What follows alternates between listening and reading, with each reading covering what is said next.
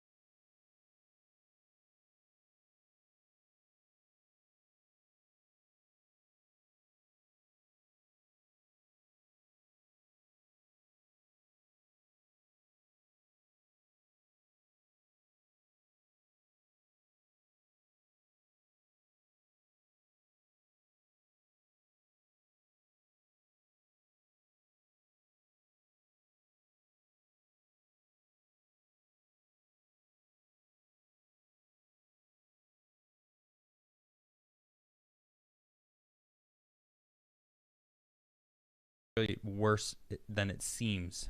You know, because this is a scary, like, you never know. It's like 1,500 like criminals No, are out man. there. Like there was one story about a murderer who got released and then went and murdered somebody. Yep. You Okay. saw that Next one? day. Yeah, the next day.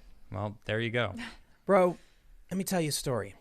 I took a community college course for about a month on criminal justice when I was 18. Okay. First, I'll explain this. Let's actually jump back to our government overreach conversation, and then after this, we'll jump to super chats. Okay. So, oh man, this one really bugged me. The New York Post: more than 1,500 NYC inmates have been released during the coronavirus crisis. Yeah, I don't get this. It's from a week ago. Well, it makes sense. All right. You got a bunch of people in closed quarters. They can't go anywhere. They're getting sick. And maybe it makes sense to put them under house arrest.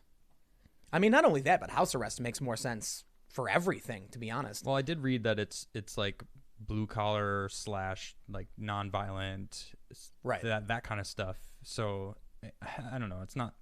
I'm not necessarily agreeing with this, but it isn't necessarily worse than it seems.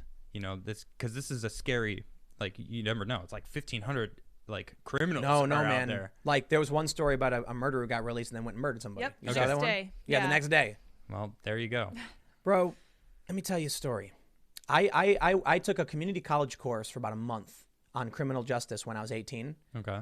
First, I'll explain this. The secret to life. You don't need a high school diploma to go to college. You can go to a community college once you turn 18, Okay. and you take one course for however cheap it is, and then you put down some college on all your applications. Yep. Some college. Yeah, I'm a high school dropout. That's the loophole. But anyway, I chose some classes I thought were fun, theater acting, Okay. and I did a criminal justice class, and we learned about this murderer. There's something called the exclusionary rule.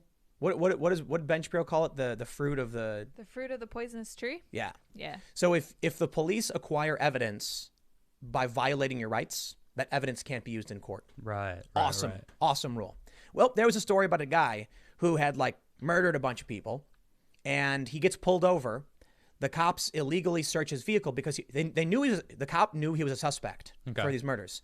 So he stops the guy, All right. and then he illegally detains him and searches the vehicle. Boom, finds hard evidence like blood or something. Okay. So they arrest him. The DA is like, "We got him." And then once they get ready to gear up, his lawyer says, "What was the reason for the stop?" And lo and behold, the cop said, "Oh, I don't know. He was a suspect." And the DA is like, "No. Like, why? That's a Fourth Amendment violation. Yeah. You can't just stop random person because Just because you think. dude got released." And you know what he did? Killed Killed again. somebody the Oh next day. Did Did they he get really? him Well, then? so this is anecdotal and possibly Jeez. apocryphal. Oh my gosh. But like almost immediately he kills again. And the craziest thing was, and this is a story I was being told by the teacher, so I don't know how true it is. Maybe you could look it up. Apparently, they find a dead body outside of his apartment, like just in plain sight. What? And so they go to him, and he's like, "Oh, I did it, yeah." And they were like, "What?" Why? And he goes like, "They're like, why didn't you try and get away with it?" He's like, "Oh, you caught me already." Oh my gosh. It's something like that. What? That's Now insane. it's been Gosh, like this is it's been nuts. 16 years, I think. Okay. Since- How long ago was that? That was 16 years ago? No, since I was told that story. since you So were told. It may have been in the age of Okay. something. So a Jeez, long dude. time But ago. the point of the story was to explain that even though we recognize how you can lose, and some people can get hurt, the Constitution's the Constitution. Okay. Police cannot violate this. So going back to the inmates being released, right? Yeah. I do think it from a civil liberties perspective, it makes sense. I do not think the state has a right to lock you in a box full of sick people. If you want to talk about How did it get in there in the first place? I mean, a guard, you're right. visitors, They go home, yeah. come back Yeah. in, visitors, yeah. and now you got these people locked in these tiny rooms. yeah. This actually goes into the governor's abuse of power, because there have been numerous studies, even studies out of China, showing that people outside are substantially less likely to catch COVID. Interesting. It's in your home, in your office, in jail. Interesting. Well, it makes sense. I mean, like, we're in this room. It's not that big. Right. So if you like coughed, you're going to splatter the wall with all that COVID stuff. And then I might walk by and like accidentally put my hand up or something, or might lean on it to tie my shoe, or boom, there it is. You're outside and you cough, it goes in the grass. I walk 20 feet in the other direction, not even think twice. Yeah. So that's why people have been saying these lockdowns need to be lifted. The same is true for a lot of criminals. House arrest makes sense if they're doing nonviolent offenders, maybe like drug offenses or something. Yeah, I don't like, know. That makes sense to me. But I think the bigger picture here, what I'm trying to bring up is ultimately, it looks like a general breakdown in social order. Yeah. It's not about whether or not the prisoners should or shouldn't be released. It's about the fact they are being released. Whatever your argument might be. It's about the fact we got this story. NYC nurse who beat coronavirus, pummeled, robbed by a group of thugs. So in So New York messed up. City, you get a nurse, front line on the COVID, gets beat up and mugged, saved by random bystanders, Oh, she was saved by random bystanders? This is awesome. That's great. but not Nice. cops. Hear that? Then you get this. Of course not. No. Video appears to show NYPD seizing young boy for selling candy in the subway. Oh, look how sad this dude looks. He's like, "Are you kidding me, man?" What are the videos we get? Now it's possible that we're not hearing about the good things the cops do, like helping Graham across the street and stuff Yeah, like that. there's definitely good cops out there. I know a few myself. It's like, But they exist. but I'm I not know they do. I'm not talking right now about the percentage of good cops versus bad cops. Okay. I'm talking about a breakdown in social order. Yeah. We get videos of cops arresting 12-year-old kids or detaining them, whatever. We get stories about a nurse being beaten by random muggers, no cop in sight. Now, they eventually did arrest some of these guys, so I don't want to act like the cops have done literally nothing. Yeah. I'm trying to point out that if we're going to start letting people out of jail, if Philadelphia says we're not going to be arresting people anymore, They did announce that. That's true. They did. A while ago. yes. Yeah. Yep. And- They're like, we're and going in to postpone it. California? Was it California they did it? Yeah. First? And they're releasing like inmates all over the They're place. setting the precedence. Yeah. Like And- people that see, that's what I was talking about, robberies in New York going up. It's if you announce these things, if you tell everyone no one's going to be there, the people that are interested in those things are like, "Yep, now I'm going to go do it. This is the Exactly. perfect time for me to go out and do this." That's Don't what know why I'm they announced it. That's the point I have for this, right? It's kind of it seems like there's some stories that look like government overreach, 12-year-old kid getting detained, right? I think the reality is with a bunch of cops being sick, a bunch of cops not wanting to get COVID, so they're kind of Yep. being distant. You got commercial burglaries are up 75%. You got 1,500 in New York, 1,500 people being released from jail. This nurse is getting beat up. Kids are getting stopped. What is the message being sent to bad people in New York City? You've got a governor telling you you can't go to the gardening section. Who cares? It's snowing anyway. But then they'll stop this 12-year-old kid. They'll tell you in Philadelphia, we're not going to arrest someone for burglary or for auto theft. Right. We'll Or- give them a ticket for them to be arrested at a later date. Yeah. Oh, yeah. That'll work Yep. out great. Nice. Yeah. Yeah. So you know what ends up happening when they do this. I'm not going to say I have any stats to cite, but when one jurisdiction loses control, people outside come in. So if Philadelphia says we're going to give you a ticket, you come back later. Some dude in Baltimore is like, "You want to take a hop over to Philly?" Yeah, Because let's they're not go going to arrest break into us. some stuff. Yeah, exactly. I mean, they won't. They'll give us tickets, but we'll never go to Philly again. So we simultaneously have it's really amazing about the pandemic. We're getting like government overreach in some places and like government underreach, I guess, in other basically, places. Yeah. Right. Yeah. What is Like going on? it was that meme I was mentioning, the political compass, where every faction got something they wanted. Yep. Yep. It's like the authoritarian left is like the corporations are dying. The libertarian left is like I can't remember exactly what everyone wanted, but Yeah. you've got borders tightening up for the authoritarian right. The libertarian right is saying the government's spazzing out. Everybody Yeah. gets something they want. Yeah, it's crazy. Like there was someone sitting in a park by themselves and they got a ticket. Like the guy running on the beach. It's just like You- one person. I mean, I get it. You got to set the precedent, So if one person goes, then 5 people go, then 100 people go, and it's like. But I don't like it. But we just heard I that know. you are substantially less likely to contract this outside. Exactly. So they're forcing people inside where they're more likely to get sick. That's why authoritarianism doesn't work. It That's doesn't. what I was saying. You know, Everybody thinks they're smarter than everybody else. I don't see the problem with opening up anyway. Everybody's washing their hands. No one's shaking hands. Everyone's wearing a mask. Like, what's really going to change? Like, Right. why wouldn't we just go back to work? Like, open things up, wear a mask, wash your hands, don't shake anybody's hand, stay away from each other. Like, we can do this. Isn't it? It's 2020. We've been doing this for a while. I'm pretty sure we can I hope handle do it. Yeah. Could you imagine the approval rating for Donald Trump if he wasn't a potty mouth? Yeah. Look. I know a lot of people are like, Tim, who cares? He's a potty mouth. I agree. I'm an adult and I'm just like, whatever. He does have the media against him, but if you took his policies and you changed his attitude, His environmental policies are terrible. but no one cares. I do. I know. I agree. I think they're terrible. I agree. That's like totally. the worst part about them. Yeah, he's pulled back tons of regulations It's for environmental ridiculous. protections. Yeah, it's Yeah. really bad. But here's my question to you: have the Democrats brought that up at all? Not in the slightest. No, they haven't. Nobody seems to be talking about it. Right. It's weird, you know. It's like I- why not? If you came to me and told me that the Democrats were actually working secretly for Trump's reelection, I'd believe it. Yeah, I would too. Totally believe it. Look, they try to You're impeach. right. They try to impeach the guy, and he raises $100-something million. His approval rating skyrockets. Yeah. dude. It's like they're trying again. Like Cenk Uygur is saying Trump should be impeached again. It's like, don't you? Aren't they already trying again? Do you remember what happened last time you did this? Yeah. Why would you? The dude's like inadvertently being. I guess I just say Hanlon's razor. Yeah. Never attribute to malice that which can be explained by incompetence. These people are so dumb. Oh man. But in terms of what I was just saying before, like you've got the Democrats, and this is one thing I've brought up all the time. People say like, Tim, why do you always back on the Democrats? It's like, can you tell me one thing that they've proposed recently? Orange man bad. That's right. That's all I can think. Now, of course, That's it. Proposal. there are some policies they've proposed, and it's just not the leadership.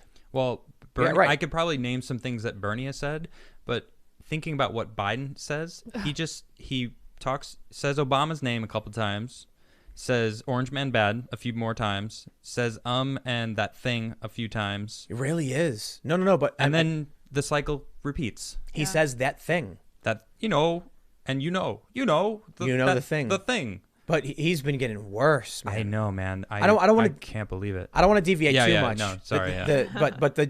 I think we can kind of wrap up the segment, jump over to Super Chats. But the point Mm-hmm. I'm trying to make is, if we got these cities, acting like they have no ability now to police properly, Yeah. that they can't arrest people because they don't have the manpower. Yeah, that's a problem. Why are we seeing police then arrest dudes jogging? Yeah. Or paddleboarding. Attempt to.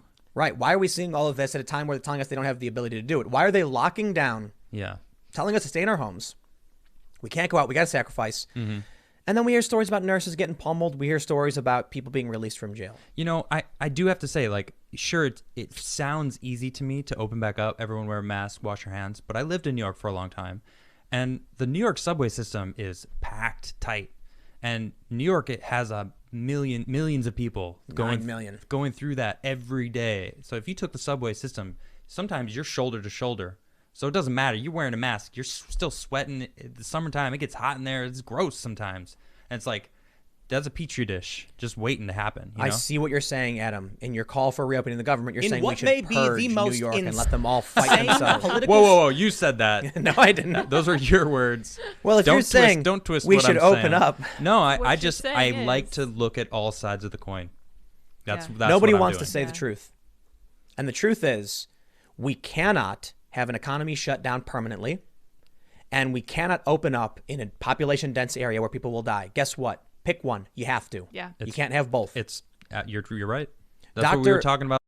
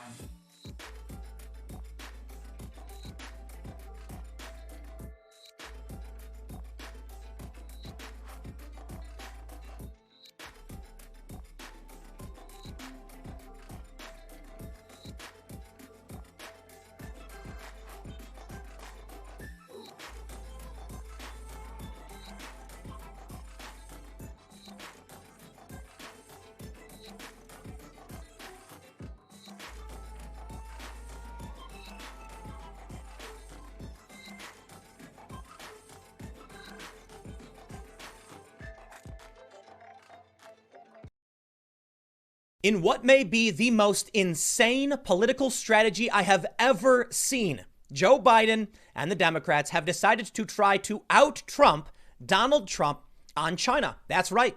Taking the approach in a new ad that Joe Biden is tough on China, that China is the problem, and that Trump rolled over for the Chinese. That's right. The man who for over a decade has been ragging on China, supported politicians because of their anti-China positions, a man who for a decade was calling for tariffs on China and then who got elected and did it. He's rolling over for the Chinese. You've lost the plot. You know what's so crazy about this is that for the past several weeks, the media has been smearing Trump, saying that the Republicans and Donald Trump are using China as a scapegoat when it comes to COVID. They called him xenophobic. Joe Biden criticized the president for his travel ban. Nancy Pelosi launched the No Ban Act. They were not on board with Trump's tough call against China. Did Trump do a good enough job in dealing with the coronavirus early on? Well, that's up to it's up to you, your opinion. Hindsight is 2020. I honestly don't know if anyone could have done better, but I'll tell you this. If you think Trump did bad and he wasn't strong enough, the Democrats were going the other direction. Joe Biden tweeted, "No travel ban is going to stop this. We need to work together." Nancy Pelosi, as I mentioned, had the No Ban Act. So what makes you think that after 10 years of strong messaging from Donald Trump saying that China is a problem, you are going to win this battle? My mind is blown. The media gave them a free pass. The media wanted them to say that Trump is scapegoating China. But perhaps we're learning something else. I don't think the DNC would launch these attack ads unless they had data behind it. Now, it's possible they're completely incompetent, but it's also possible the media is so out of touch with this country. The more they ran articles claiming that Trump was scapegoating China, the further away from the people they actually got, and the Democrats know it. Let's take a look at this. I want to show you some of what's going on with the new Joe Biden Democrat attack ad, which I think they've lost it. Listen, if the best you can come up with is China is bad and that's why you should vote for Joe Biden, you're supporting Donald Trump. You're going full MAGA. I mean, Trump's been talking about this for 10 years. So you might as well put on a MAGA cap and say, Trump's right, but I'm better. That's the best you got? I'm going to show you how the media played this, and I'm going to go back in time and show you how tough Trump has been, or at least several articles showing Donald Trump has really gone after China, man. Check this out. Brian Klass tweets, "This is a devastatingly good Biden ad." First of all, no, it actually isn't. They show a clip from February 25th of Joe Biden saying, I would be tough on China and send people on the ground. And then they show quotes from Trump from early in the month, like February 9th or something. That's the wrong order. You're supposed to show Biden before Trump criticizing China. They don't play it out well. But we have an article here from CNN. They say Biden campaign launches counterattack on Trump over coronavirus and China. Before we get started, head over to timcast.com/donate if you'd like to support my work. There's several ways that you can give. I even got a physical address, but the best thing you can do, share this video. YouTube has algorithmic pressure on me that suppresses my content and props up the mainstream media. If you go to youtube.com, you will see their fancy little COVID section with all the big mainstream media companies who get free press. I don't. I also don't have a massive marketing budget. So if you really like my content, sharing is the most powerful thing you can do, much more powerful than the YouTube algorithm. Also, don't forget, hit the subscribe button, the like button, the notification bell, and hopefully YouTube will actually suggest my videos to you or whatever. Maybe you don't like my content, but I appreciate you watching. Let's read from CNN. The Biden campaign on Friday launched a new counterattack on President Donald Trump and his response to the coronavirus pandemic, zeroing in on his approach to dealing with China throughout the crisis.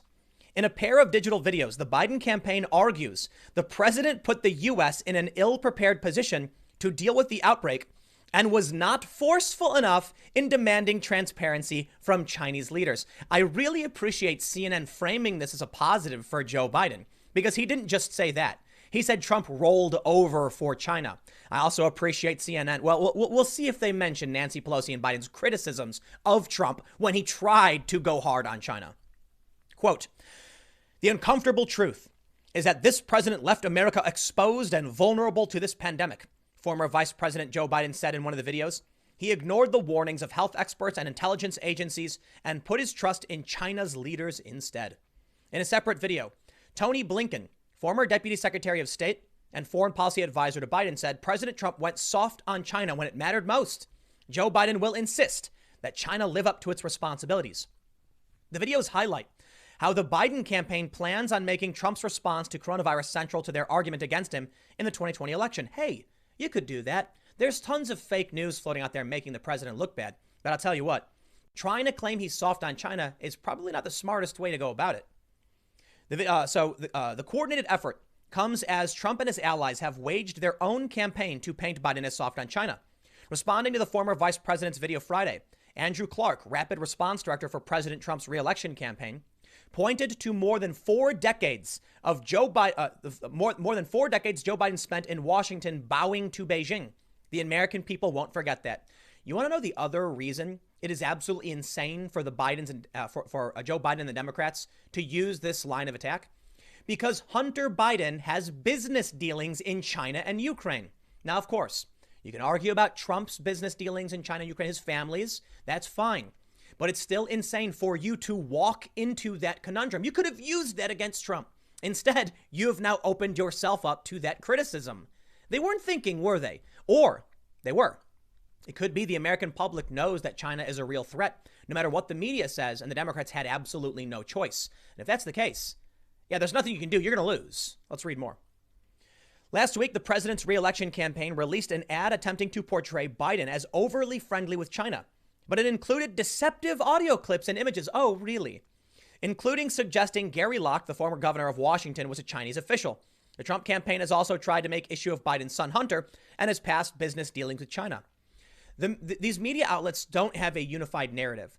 And so the problem is, I got one story I want to show you where they're actually criticizing Hunter Biden, saying it's going to drag Trump down. That's from the New Yorker, a rather lefty publication. They don't have the benefit, right? Conservative media and Trump supporters are typically unified around their messaging, whether intentionally or not. The left is absolutely not. So while CNN frames things to benefit Biden and the New York Times runs defense for Biden, downplaying the allegations against him, the rest, other left-wing media websites and companies aren't following the same message. So it's just making everything look, I don't know, dejected and kind of crazy.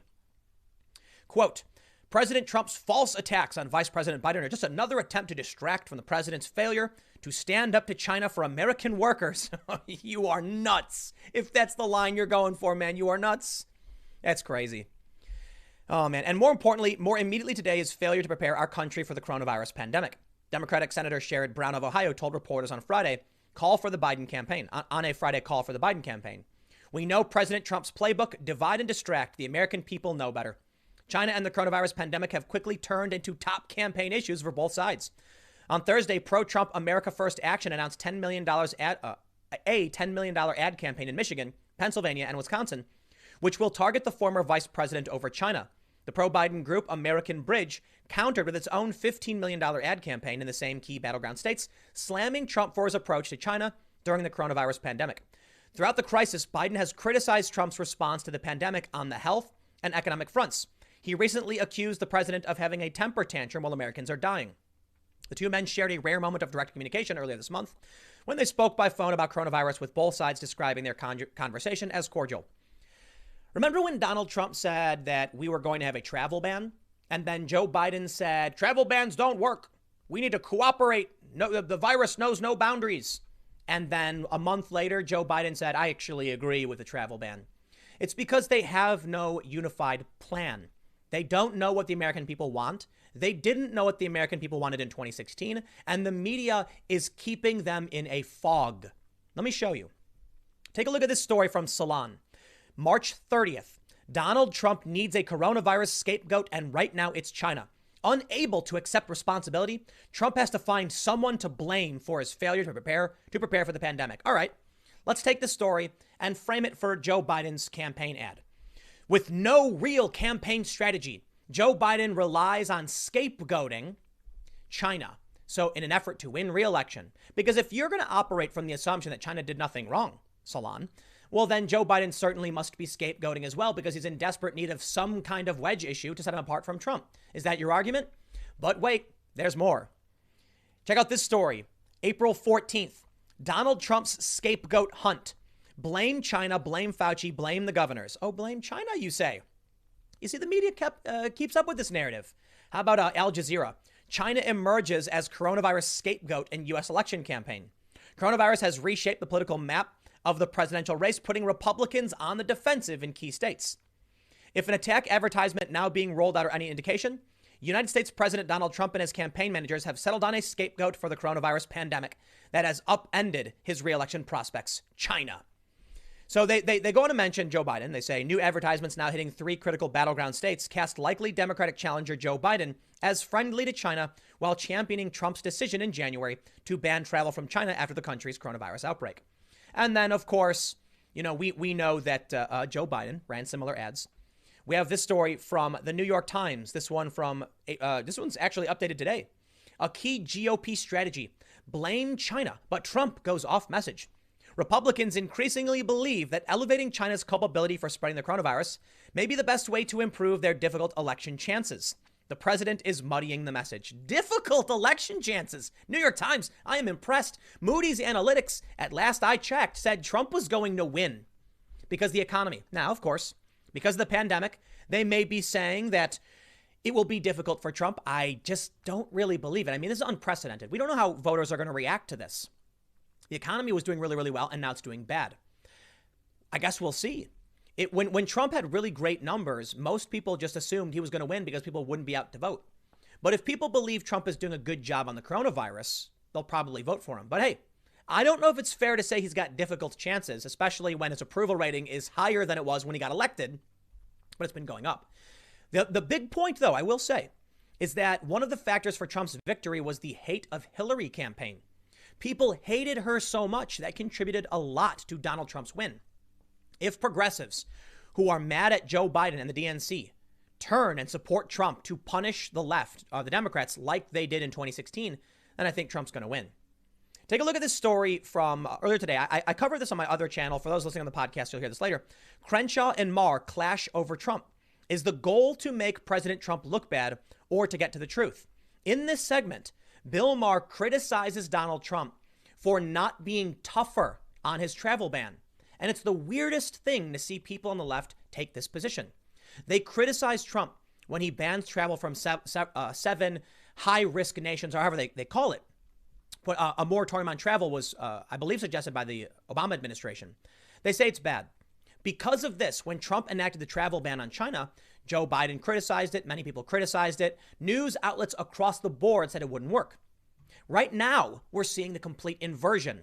We're seeing them say in this ad from Joe Biden that 40,000 people still entered from China because Trump's travel ban wasn't strong enough. So let me get this straight. Trump enacted a travel ban, and you don't like that he did, but you criticized him for it. And that's the interesting question that's brought up. Dan Crenshaw, in this interview with Bill Maher, says those 40,000 people were passport holders, Americans being repatriated. I guess if you want to make the argument they shouldn't have been allowed in, you can. But he wasn't allowing Chinese nationals to enter the country. These were passport and green card holders. So it's being misframed by Joe Biden. But it's the strangest strategy, I must say. Perhaps they realize there's no way out. We see this tweet from Cecilia Wang. She is a civil rights lawyer, former public defender, currently deputy legal director, National ACLU. Here's what she tweeted. Wow, Joe Biden, already trying to out-Trump Trump. This kind of fear-mongering is causing violent attacks on Asian Americans. If you're trying to reform your past history of racist policymaking, like your 1994 crime bill, you had better do some homework. This ain't it. She goes on. For those who can't tell the difference between any two people with an Asian face and who don't know me, I am no fan of either the U.S. government or the PRC government. Don't at me. Be gone, all of you trolls and bots. She says, I desperately want Joe Biden to beat Trump. Of course I do. But I don't want him to foment racist scapegoating. And I want him to build a platform all of us can fight for. And in carrying it out for us once he's in office. Once again, this ain't it. Of all the ways Trump has actively obstructed a sensible public policy on COVID, causing countless lives lost in the U.S., Joe Biden's going to fixate on the PRC angle and put out a propaganda film that will fuel racist attacks on Asian Americans. No, I'm not having it. You've got progressives and the ACLU slamming Joe Biden over this. Perhaps the Democrats have learned you can't chase after woke progressivism to win. Maybe this is the big shift. Well, I got something for that too, but let's move on because I got another tweet here. Sarah Lazar, who was a reporter for In These Times magazine, anti-China nationalism is hampering international cooperation in response to the COVID-19 crisis. being used to push for further U.S. militarization of the Asia Pacific and fueling a spate of racist attacks on Asian Americans. This right-wing talking point needs to stop. Bravo, Joe Biden. You thought you could out-Trump Donald Trump on China? The people on the left, the Democrats and the progressives, think you've just gone full on MAGA. I mean, look, if they're going to argue that he's trying to out-Trump Trump, then I'm going to say it. Joe Biden might as well put on that MAGA cap because he's agreeing with Trump's policy positions. Don't believe me? Take a look at this story. April 29th, 2011. Mother Jones, a left-wing outlet. Despite the fact that some of his clothing is made in China, Trump bashed the Middle Kingdom. If elected president, what would his message to China be? Listen, you mother effers, we're going to tax you 25%. Trump said that in 2011. Oh, I got more for you. How the Donald could incite a trade war.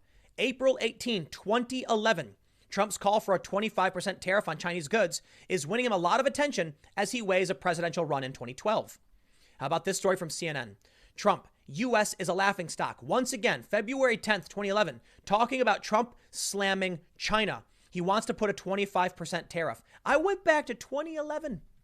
And Donald Trump has been saying this stuff. Donald Trump campaigned on this message. He promoted it for years before even running. And Joe Biden thinks he's going to co-opt that message. Okay, so Joe Biden really isn't going full MAGA, but he's certainly going fairly MAGA to the point where progressives are criticizing him for pushing right-wing talking points. I love it, man. And here's another one. Did Donald Trump endorse Mitt Romney because of China? At first glance, Mitt Romney and Donald Trump seem an odd couple. But Mr. Trump's pugnacity is more Gingrichian than Romney-esque. Those are terrible words, by the way. Yet there was Trump bestowing a blessing on a smiling Romney. And they say one word, China. How are you going to try and claim that Trump is weak on China when we literally mock the dude for saying China all the time? China. It's a meme. There's a meme of Donald Trump's lips being pursed all nasty like and China slowly coming out of it. You can't. What is Joe Biden doing? I love it, man. Here's another story from the New Yorker. Will Hunter Biden jeopardize his father's campaign? Joe Biden's son is under scrutiny for his business dealings and tumultuous personal life. July 1st, 2019. Oh, yeah. How about this one? They talk about, here, let me read it. In 2012, Archer and Hunter talked to Jonathan Lee, who ran a Chinese private equity fund, Bohai Capital, about becoming partners in a new company that would invest Chinese capital and potentially capital from other countries in companies outside China. We have numerous highlighting of his business dealings with China. Secret Empires, which details Hunter's activities in China and Ukraine. Blah, blah, blah. You get the point. Here's one. Oh, let me read it. Schweitzer asserts that Rosemont Seneca Partners had been negotiating an exclusive deal with Chinese officials, which they signed approximately 10 days after Hunter visited China with his father. In fact, that deal had been signed before the trip, according to the BHR representative. It was a business license that came through shortly afterward, and Hunter was not a signatory. Hunter and Archer said they had never met with any Chinese officials about that fund. Well, listen, you want to argue about Hunter's business dealings, what he did or didn't do, whether it was good or bad. The narrative is certainly an explosive one. Hunter Biden had business dealings, and they've been dealing with the bad press for a while, so much so that it was almost a year ago. They were concerned that Hunter Biden was a liability for Joe Biden. Why then would Joe Biden try to use the China attack ad? I couldn't tell you, but I got bad news for the progressives. The Hill reports progressives look for concession with Biden from running rate. Are you serious? He just turned his back on you and went full on Donald Trump's China position. He doesn't care what you have to say, and he's not going to bring it up. So you might as well give up on this one. I don't understand why they would use China, but I can say it seems that they've realized the American people do not trust China, view them as a threat, and probably, in all likelihood, blame them for the coronavirus. I'd imagine the DNC is spending a lot of money to figure out what people are thinking. The media, not so much. You see, news organizations and outlets like Solana or whatever, when they write these articles claiming that Trump is scapegoating China, they're responding to clicks, shares, analytics, right? So if you have a large audience of people that respond very well to these kind of talking points, you're going to roll with it. Joe Biden is trying to get everybody, which means their consultants are looking at hard data. And what did they find? Well, they found the American people really do think China is to blame. And that means Joe Biden's only choice was to go after Trump on China. I bet they know they're going to lose. I bet they absolutely know they are going to lose because they can't win. Trump's a decade in front of Joe Biden. Joe Biden was behind the curve only a few months ago. And how do you think the American people are going to respond to this? These ads aren't in a vacuum. Joe Biden's advertisements are going out alongside Donald Trump's. They're both accusing each other, but I'll tell you what. Trump supporters have Trump's back. They agree with him. They are saying straight up Trump has been hard on China. The left is tearing Joe Biden apart over this. They will not vote for you. Well, I can say this. Respect to Joe Biden and the Democrats for finally getting the message. You cannot win by courting the far left woke crowd. Now, I don't think you can win by abandoning even, I don't know what to call them. They're not moderates, these people on Twitter. But there's a difference between the ultra woke activists like AOC and Democrats who are trying to play tribal politics. There's going to be a lot of people on the left and in media who are not ultra woke, but won't adopt this message, and they won't support you in it. They will criticize you in it. In which case, a lot of Democrats, many of whom are not paying attention or watching the news, are not going to vote for you. The progressives certainly won't, no matter what you do. So it is smart. They can try and take away some of the votes from Donald Trump by going for the middle ground. That is the smart move to make. But in the end, Biden, you've lost it. You could have been on board with what was correct from the get-go, but you weren't. The only option they have now is to try and siphon away what Trump is already doing. I find it fascinating. I wondered why it is the left went so far left, and I think it's because Donald Trump campaigned on many moderate positions. That meant if Donald Trump came out and said, we want to help the workers, we want to have a border barrier, whatever, the Democrats had no choice but to oppose him to present some kind of alternative. It was a mistake. There's no harm in saying, I agree with Trump on this issue, but I disagree on this issue. Instead, they went after everything he says is wrong. Maybe this was part of Trump's strategy. He's very, very bombastic and sensational. He says things that are very direct, forcing his opponents to abandon them. That way, when he walks back to a middle ground position, lightens the rhetoric, they've already disagreed with what he's saying. I'm not saying it's 4D chess. Maybe Trump's just naturally good at whatever it is he's doing. But if you come out and say something really ridiculous, like we're going to ban everyone and build a giant wall, a big, beautiful 30-foot concrete wall, well, then you get the Democrats saying that's ridiculous, no wall. Then Trump says, what I really meant is we're going to secure it properly with a fence. The Democrats have already adopted the position, no wall. In fact, in order to win the nomination, Beto O'Rourke, for instance, said tear the wall down. The exact opposite of what Trump was doing. Yet the Democrats before Trump were in favor of a border barrier. You see how Trump tricked them into supporting the opposing position that made no sense, whether it was on purpose or not. And that brings us to where we are today, with Joe Biden trying to literally take Trump's position. I think they're learning. And congratulations, they're finally learning. It's correct. China is at fault. I think you're wrong in trying to blame Trump. You're not going to win this fight. But at least now they're realizing they can't just say everything Trump does is wrong. Although they're kind of saying what he does is wrong, they're attacking the strength of his plan, not the direction of it. It's a smart move, but not good enough. So perhaps they realized what the American people are thinking. Perhaps they realized the media is incorrect, and perhaps they're going to lose anyway. I'll leave it there. Next segment's coming up at 6 p.m. at youtube.com/TimCastNews. It is a different channel, and I will see you all then.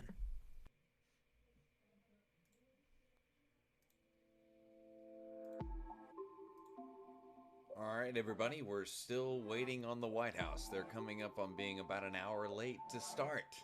But I hope you enjoyed Timcast there, talking about Biden changing his position on attacking Trump on China and how that's kind of hypocritical. And I don't know, it's kind of weird, right? I mean, even though it's very practical. Ooh. I don't know if y'all can hear that, but the White House video just turned on. I'm kind of debating. Here, let me pull this up here. Let's make it big. But anyway, you can still see me. But anyway, so that was very interesting. Talking about Joe Biden taking a more harsh stance on China.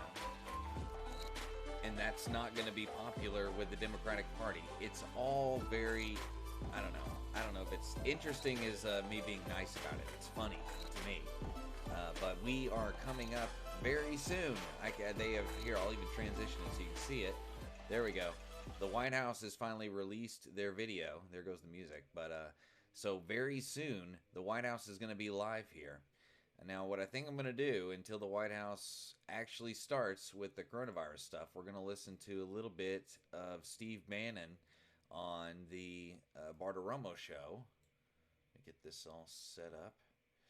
Yeah, the reason I'm having to produce on the fly is this was supposed to start at 5:45 p.m., almost an hour ago. So I'm kind of making it up as I go. But I hope you enjoy this. This is Steve Bannon on the Bartiromo show on Fox News. Hopefully this doesn't get our video taken down. But very soon the White House will be live, and you'll be watching that. But until then, this is Maria Bartiromo and Steve Bannon talking about reopening the economy. Investigation into the Secretary of State Mike Pompeo is demanding an investigation into the origins of the coronavirus. We discussed this in an interview on Friday as the president this weekend questioned China's role in the pandemic for the very first time, wondering if it was actually an accident. Watch this. The question was asked, would you be angry at China? Well, the answer might very well be a very resounding yes, but it depends. Was it a mistake that got out of control, or was it done deliberately? Okay, there's a big difference between those two. In either event, they should have let us go in. You know, we asked to go in very early, and they didn't want us in. I think they were embarrassed. Former White House Chief Strategist Steve Bannon was among the first to raise a red flag on China's deception. He wrote an op-ed last May that the U.S. was already at war with the communist country, and he joins me right now to talk more about it. Steve, it's great to see you. Thanks for being here. Thanks for having me on, Maria. Steve, that was the first time the president actually publicly raised the question of, was it deliberate? I found that stunning. You haven't heard the president raise such an issue before. Your reaction? One of the key phrases the president used, and I think if I was in Beijing, I'd be very nervous right now. He said, knowingly responsible, knowingly responsible. And I think, let's set aside for a second, this is a biological Chernobyl. But let's set aside a second the lab, and did it leak out of the lab with a technician on trying to find a vaccine? Let's leave aside the fact that were they doing gain-of-function experiments there against everybody's knowledge. Let's leave aside for a second whether they have an offensive biological weapons program. That's all going to be investigated. As Pompeo and Senator Cotton says, that's all now being investigated by intelligence services, by the World Health Organizations, et cetera. Let's go back to knowingly responsible. And let's be precise. This is not the Chinese people, and this is not China. The Chinese people, the decent, hardworking people of China, are the single biggest victims here. This is about the Chinese Communist Party, and they are knowingly responsible for what happened. This is an act of commission. They knew, as a matter of fact, no later than the last week of December of 2019, they knew they had human-to-human transmission and community spread. The Free Chinese and the Republic of Taiwan, the Republic of China and Taiwan, notified the World Health Organization on January 31st. One of my broadcasting partners, Miles Grove, broadcasted on the 31st about human-to-human transmission. Most importantly, the great martyr of this process in China, Dr. Li, and his colleagues in Wuhan, the doctors were on WeChat telling everybody, get ready, we have human-to-human transmission. They're coming into the hospitals now. The Chinese Communist Party. Let me show you this timeline. We have a timeline because it was December 10th, one of the earliest known coronavirus patients falling ill in Wuhan, China. And you're right, the doctor raises the alarm on the coronavirus on December 30th. What happens then, Steve? He gets arrested. He's dead now, as you know, from coronavirus.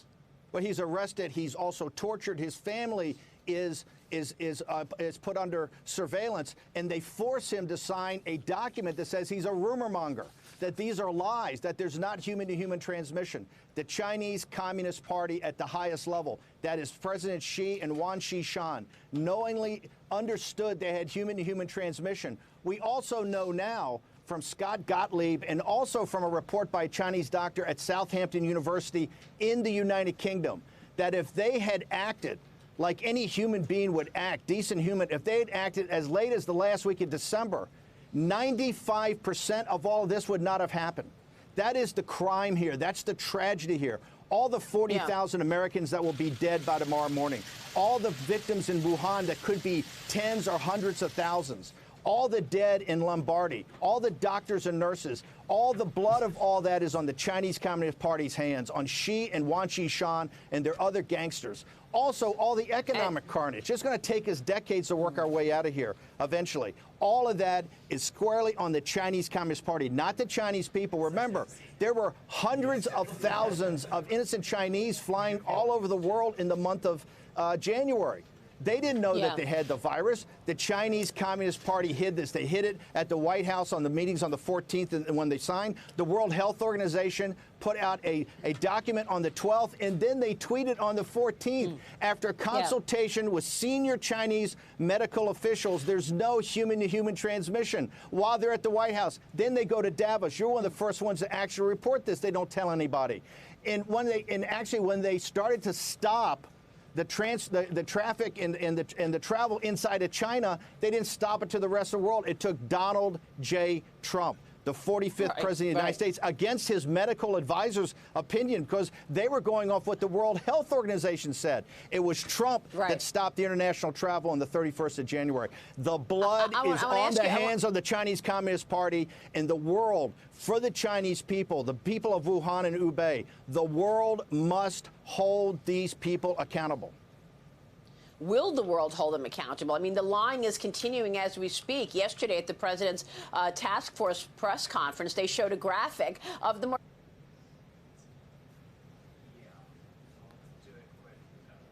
It does look like it'll be very soon when the White House will be live. So I just wanted to let everybody know beforehand that we will probably be interrupting this video with Steve Bannon and Maria Bartiromo.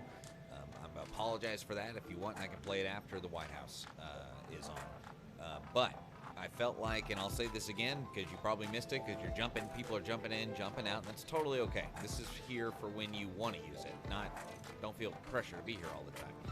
But there's all these things going on this weekend, with sunglasses on here, with the free TN movement and the unbound the economy, let it free, and all those kind of things. And I feel like with all this emotional tension that it's a good time to make sure we're listening to the experts. And, you know, people on Fox News are not the experts. People on CNN are not the experts. The people who are like Dr. Fauci and Dr. Brooks and even the economic experts, we got to listen to them too. We can't just listen to people in their fear. And I understand we need to hear that fear, but we don't need to make informed decisions off fear. We need to make informed decisions off of what's actually happening in the economy, what's happening with the health situation. And anyway, so the White House is going to be live here in just a minute. Want to make sure you know that Real News is live every Monday through Friday at 10 a.m. here on the Real News Facebook page, on Real News Radio, on YouTube, and very soon, probably Real News Radio on Twitch. But for right now, just Facebook and YouTube, check that out. It looks like the president is walking in right now. Make sure you can hear the audio here. There he is. So we'll transfer here right now. Thank you so much for watching. Here's the President of the United States.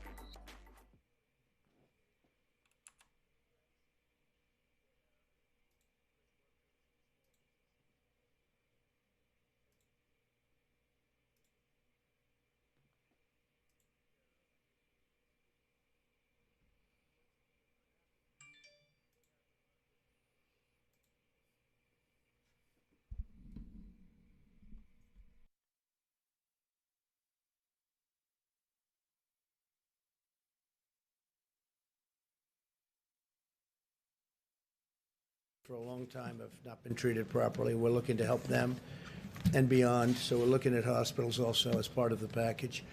And we'll see how that all comes out. But a lot of good things are happening, some very good negotiations. Just got off the phone with the Secretary of the Treasury, and we have some very good negotiations going on right now. And I think you could have a nice answer tomorrow, but we'll see. America continues to make steady progress in our war against the virus.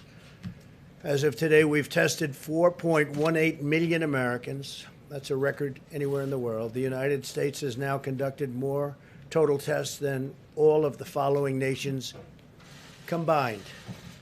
France, the United Kingdom, South Korea, Japan, Singapore, India, Austria, Australia, Sweden, and Canada. And our testing is expanding very rapidly by millions and millions of people. So we've done more testing than all of these countries combined: France, United Kingdom, South Korea, Japan, Singapore, India, Austria, and Australia, Sweden, and Canada. That's something, right? We're doing a great job. This team is an incredible team, and that includes Army Corps of Engineers, a lot of our military people, our admirals, our generals. One of our great admirals here has done an incredible job. You haven't slept too much in the last 2 months either. Look at him.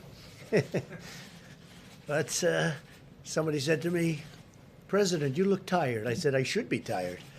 We should all be tired, but we have to win, right?" Yes, sir. Tomorrow, the Vice President will lead a call with our nation's governors from FEMA headquarters, Mike, to review what more they can do and do together to develop locally tailored testing strategies, working very hard with governors now on testing. We want to help them out. Before the call, we'll send them a full list of all of the large laboratory machines in the states. They have a lot of machinery in the states that some aren't that aware of, but they're there, and they're really high-quality machines, by the way. And the potential capacity of those machines, if they're fully utilized. A couple of them didn't know that they could be utilized in a different manner. They were only up to 10%, and they can go 90% more. Many governors are still relying on their state laboratories rather than the full and much larger capacity that is available to them. As an example, commercial laboratories such as Quest and LabCorp, these are massive laboratories that can handle a lot more than they're being sent. A few days ago it was at 30%. They were only at 30% capacity now. I don't know, they're probably the same, but they have a lot of capacity. In addition, academic laboratories, big research labs, there's tremendous capacity out there. And some of them want the fast, the instant Abbott machine, which just came about due to the research during this little short period of time, and it's very quick. But these labs can do it very quickly also, and they're massive. They can handle much more than the small machine can handle. We continue to procure millions of swabs, test collectors. I have something here, just happen to have it's a swab. Looks innocent, not very complicated. Anybody like to see what it looks like? Should I open it? Does everybody? Open it up. I will. This is what it's about, right? Does it remind you of something? It reminds you of this, right? One's a swab, one's a Q-tip. It's actually different. It's very sophisticated, actually, but it's a little bit like, so this is the swab. And we've ordered a lot of them. They have a lot of them. Some of them, some of the states, they were shipped to states, and the states don't know where they are. And but that's it. Why don't we give this to Karen? Perhaps she'll take an extra test. Right? But this is a big deal. And we're working on it, and we're working with the companies. And I think in the end we're going to have a tremendous success. Nobody is close to us. No country is close to us. In fact, and I appreciate it very much, the Wall Street Journal wrote a fantastic piece, a highly respected gentleman, Christopher DeMuth, and this piece was just in the Wall Street Journal, weekend edition, and Trump rewrites the book on emergencies. That's what's happened, too. And we just read one paragraph. He's given pride of place to federalism and private enterprise, lauding the patriotism and proficiency of our fantastic governors and mayors, meaning I do call them fantastic when it's appropriate, and our incredible business leaders and genius companies. I guess I probably use those terms, too, when they're doing a good job. When they're not doing a good job, I don't use those terms. Our heroic doctors and nurses and orderlies, and our tremendous truckers. They have all done good jobs. By shouting out many of them by name and documenting their deeds on a fully daily basis, he has vivified the American way in action. Once it was reluctantly aroused. It was hard to get it aroused, and it is hard to get it aroused, but we got it aroused. When asked why he has not issued orders for nationwide home and business lockdowns, he has emphasized that the intensity of the epidemic varies widely and is best met by calibrated state and local judgments. That's the judgments of governors and local people. And added pointedly that such steps would conflict with the Constitution. But very importantly, he's just a very respected gentleman. To see this was a very nice feeling. Not for me necessarily, but for all of the people that have worked with us. I mean, they've worked so hard, and we've developed tests that are so fantastic. We've come up with things that nobody had ever heard of, and we did it during this pandemic. We did it under pressure. It's called reaction under pressure. It's pretty amazing what our people have done, and that includes all of our military people and our CDC, just about everybody you can imagine, including Tony and Deborah. And they've worked long hours. There's nobody that's getting a lot of sleep. We're close to finalizing. I want to thank the writer, Christopher, of this article, and it's a great article. That was, frankly, the least of it, what I read. It was a great article. We appreciate it. We're close to finalizing a second partnership through which a U.S. manufacturer would convert its existing plant to produce over 10 million additional swabs per month. And we should be ready to announce this in a very short period of time. We also are going to be using, and we're preparing to use, the Defense Production Act to increase swab production in one U.S. facility by over 20 million additional swabs per month. We've had a little difficulty with one, so we're going to call in, as we have in the past, as you know, we're calling in the Defense Production Act, and we'll be getting swabs very easily. Swabs are easy. Ventilators are hard. Ventilators are a big deal, and we are now the king of ventilators. We have so many ventilators. You know, I said nobody that needed a ventilator has been turned down. It's pretty amazing. Nobody. We're working with the world-class team at Oak Ridge National Laboratory to use its injection molding capacity to potentially produce over 10 million collection tubes per week. That's tremendous numbers. In the meantime, the supply chain and logistics task force continues to surge testing and needed supplies all throughout America. Mike's team and the task force, they just met. They've been meeting virtually every day. And it's a great team, right? It's a great team. They've been doing a great job, Mike. You've been doing a great job. Many governors are doing this incredible work, and they're working with us very closely on testing and working in their states. And again, it should be a local thing because it's all these points within a state. But we're helping them a lot, and we want to help them a lot. We're going to help them more than a lot, actually, if you think about it, with what we've done. Think of it, we've done more than all those countries combined. We're encouraging them to share their successful strategies with other governors. Some of the governors are doing a better job than others. The robust capacity that we've brought online will empower governors to deploy sophisticated strategies so they can safely reopen their states. Some people believe in testing very strongly, and other people believe in it less strongly, but still it's a very good thing to have. I think we can say that.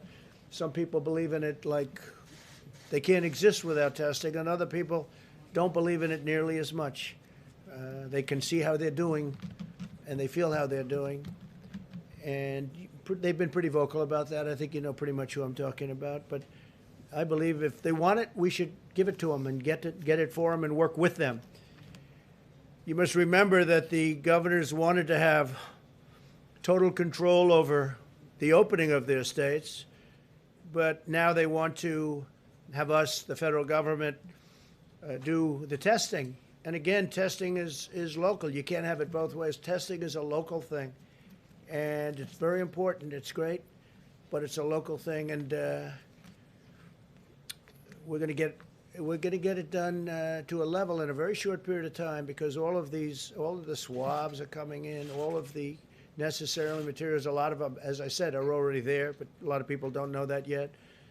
But we'll be doing testing at a level. Already we're doing testing at a level nobody's ever done before, but we'll be doing testing at a level that the biggest tester in the world will be very happy very soon. And it's very much like ventilators. You don't hear the word mentioned, and that's much tougher when you have to build these machines. We built thousands of machines. We'll more than help the governors, and we'll make sure that everything goes well, just like it did with ventilators, just frankly like it did with face masks, on a much easier subject. As face masks, again, everything's easier than a ventilator. Ventilators are tough. But now, I spoke yesterday with the president of Mexico and with various other countries. We're going to be helping them with ventilators. We have tremendous numbers of ventilators. In fact, I understand that Governor Cuomo is going to be sending up to Massachusetts some of the excess ventilators that we were able to get, and that's great. I think it's a great thing.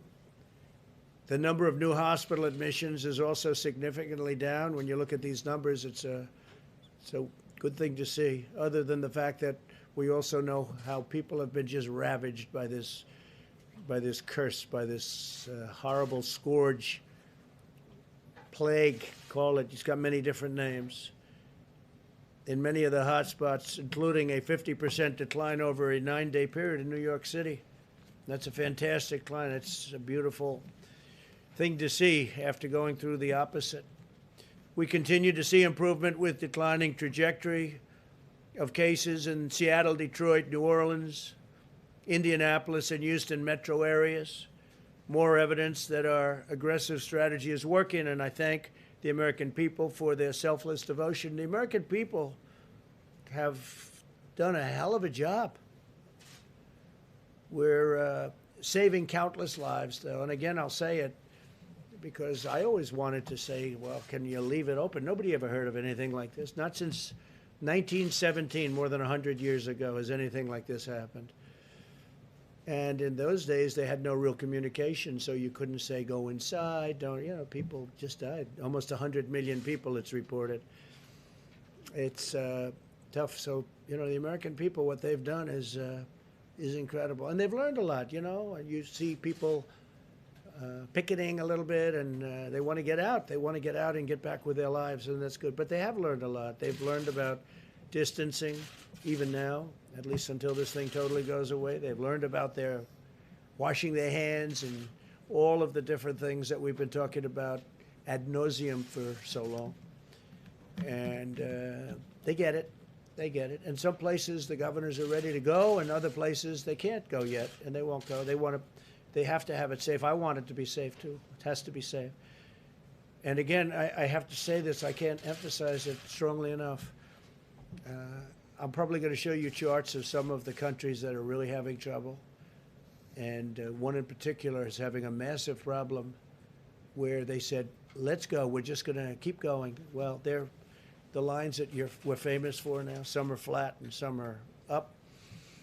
This is like a rocket ship. This country is, and they decided, let's go and let's wing it.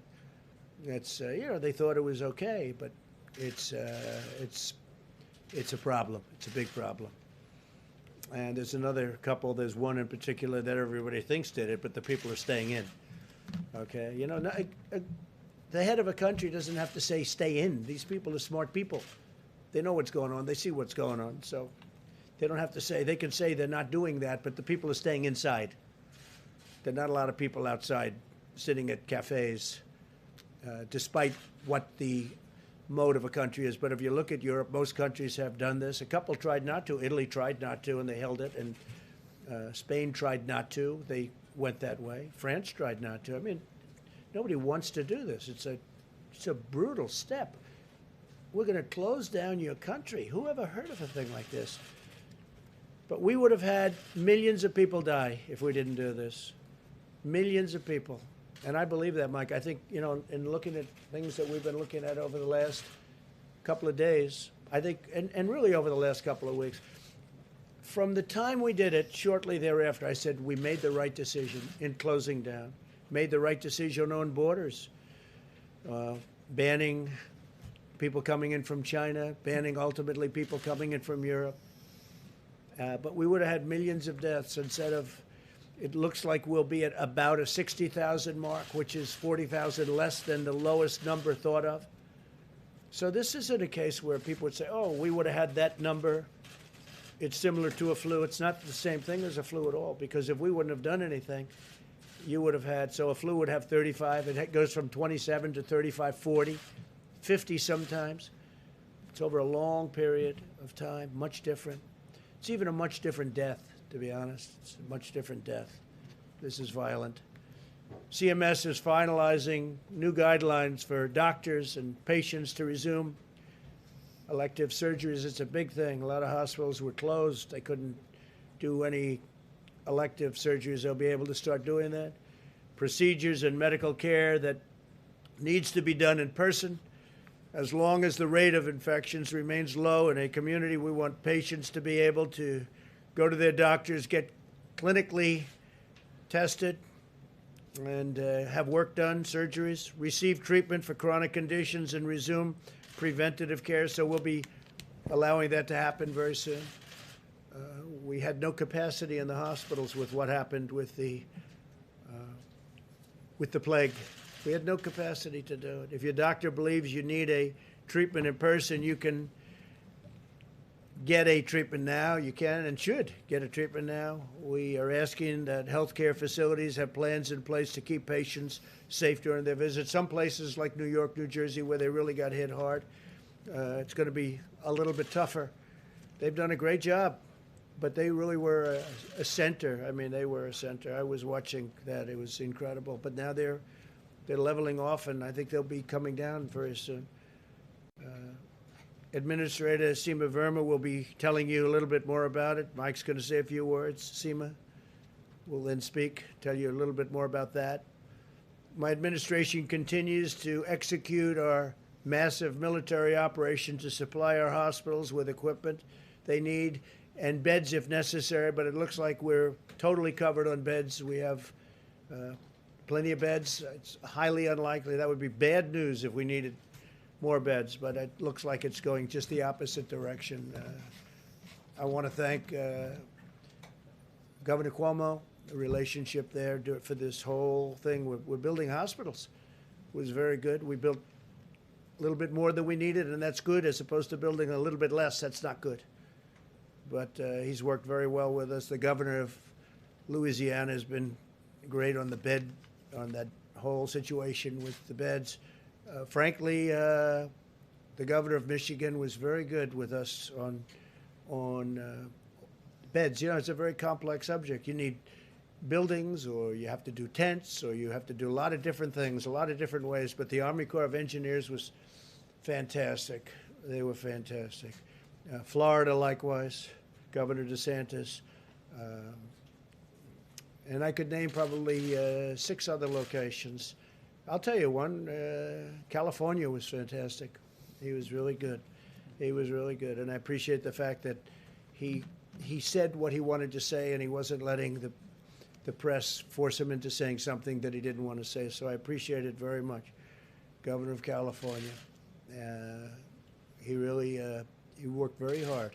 We worked together. He worked very hard. The federal government is currently procuring more than 100,000 ventilators through new production or purchases, with thousands already delivered. We've delivered thousands of brand new ventilators all throughout the country. New York would be, I guess, the biggest user. And they are now taking some of their excess ventilators, which is great, and they're sending them up to Massachusetts. I think it's 400. And that's a great thing. Our total supply of ventilators continues to exceed by a lot total expected demand. Governor Cuomo said today that no one who needed a ventilator was denied a ventilator. That's a beautiful statement. I appreciate it. And all governors are in that same position. We do have a clip that I thought would be appropriate to put up today. It'll take 2 minutes, and I think you'll find it interesting, but we appreciate it. And let's see if we can do that. You'll turn out the lights, and we'll see if we can do that. Thank you.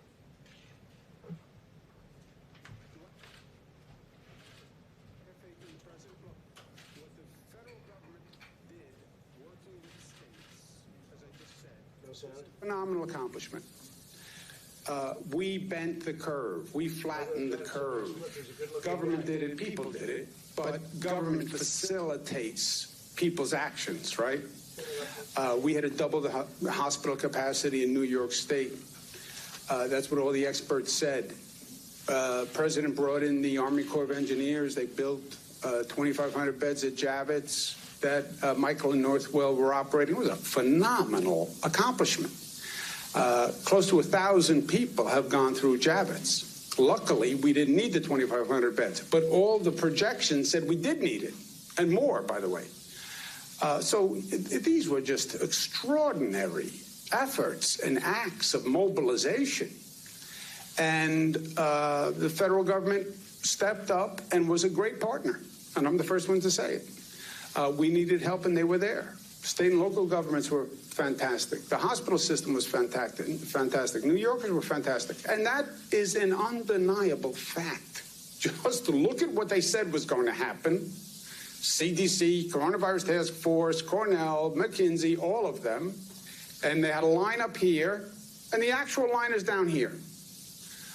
What do you owe the variance to?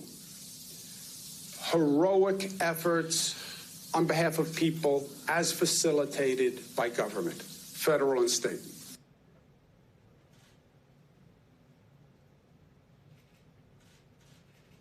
We actually had something else. Are they finished with it?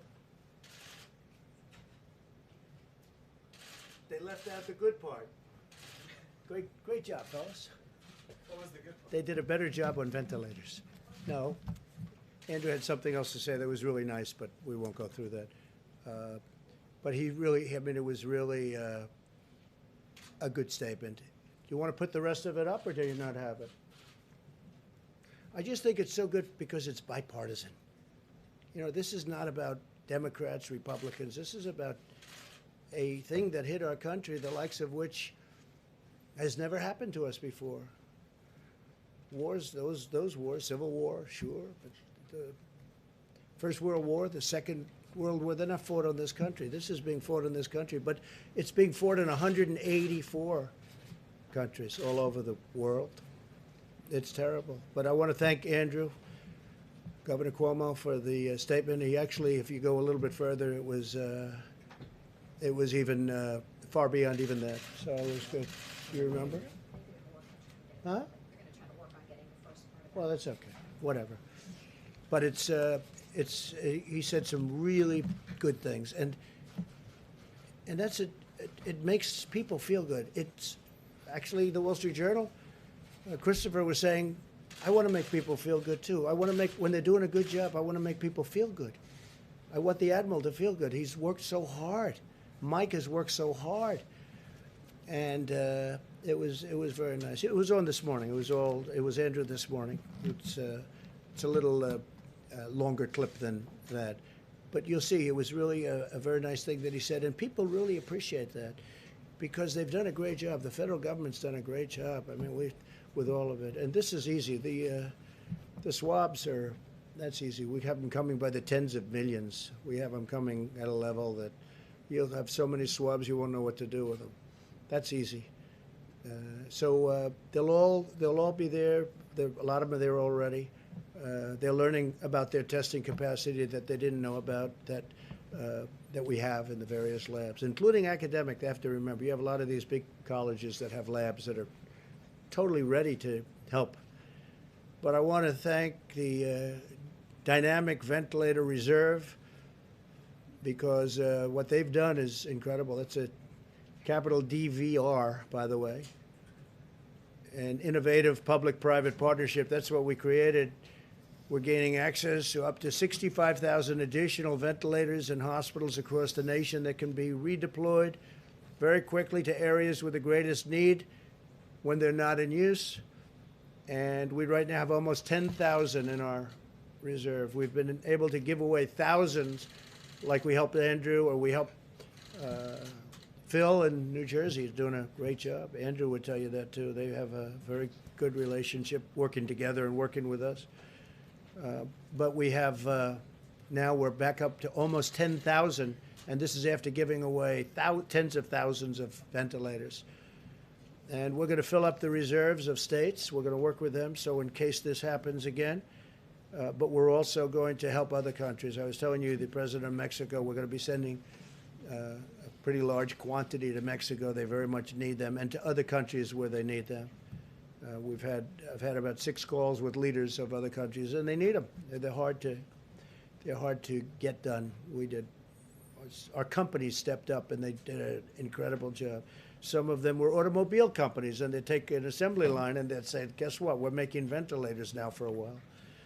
But because of the historic steps that we've taken, I remain confident that every American who needs any of this equipment, any of the things we're talking about, will either have it now, already has it, or will shortly have it. Through the Project Airbridge, we've completed 64 flights carrying over 600 million pieces of personal protective equipment, such as gloves, gowns, and other medical gear, with 50 more flights scheduled in the very near future. The team doing that is an incredible team of military people and young geniuses. Some are older geniuses, but mostly younger geniuses, I think I can say. Some of people that made vast amounts of money in Silicon Valley, and these are very smart people. The job they've done is incredible. And I said, where do you come from? Well, I sold my company, sir. Oh, really? How much did you get? I think he said $700 million. I said, that's good. You want to work for the government? No, I want to help our country, sir. And it's tremendous brain power. It's a beautiful thing to see. Young, incredible people that love this country, and they worked with the military. Admiral, you would say they were pretty smart, right? Yes, sir. They were in the upper scales of IQ. Yes, they were the upper. They were the top scale, I'll tell you. And they're great people. But FEMA is working to commit another $384 million to produce another 64 million gowns for healthcare. These are the highest quality, where they're very safe. When you put them on, they're safe. Very important. The quality of the gown is very important. It's people in different places, different countries, they're wearing gowns with cuts in them, and these are very safe. I want to thank America's textile manufacturers for their partnership in this remarkable undertaking. 2 U.S. companies, Hanes and Standard Textile, are on track to produce 5 million gowns by the end of the month. And that's really moving. That's really moving. 2 great companies, those companies. Another great American company, Honeywell, recently began manufacturing N95 masks in Rhode Island, where they converted a factory in less than 5 weeks instead of the 9 months it was normally expected to take. So they've already done it, and they did it so rapidly. 5 weeks instead of 9 months. It's amazing, the spirit of this country. It's really about the spirit of the country. We said, do it fast. But they did it in, and this was a major conversion, too. This is a different world.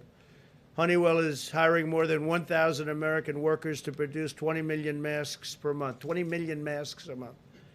Thanks to the Defense Production Act, we'll be receiving another 40 million masks over the next few weeks. And I also want to thank 3M, because they really stepped up. We had a little dispute at the beginning, but that got worked out quickly, and they've been doing a great job, 3M.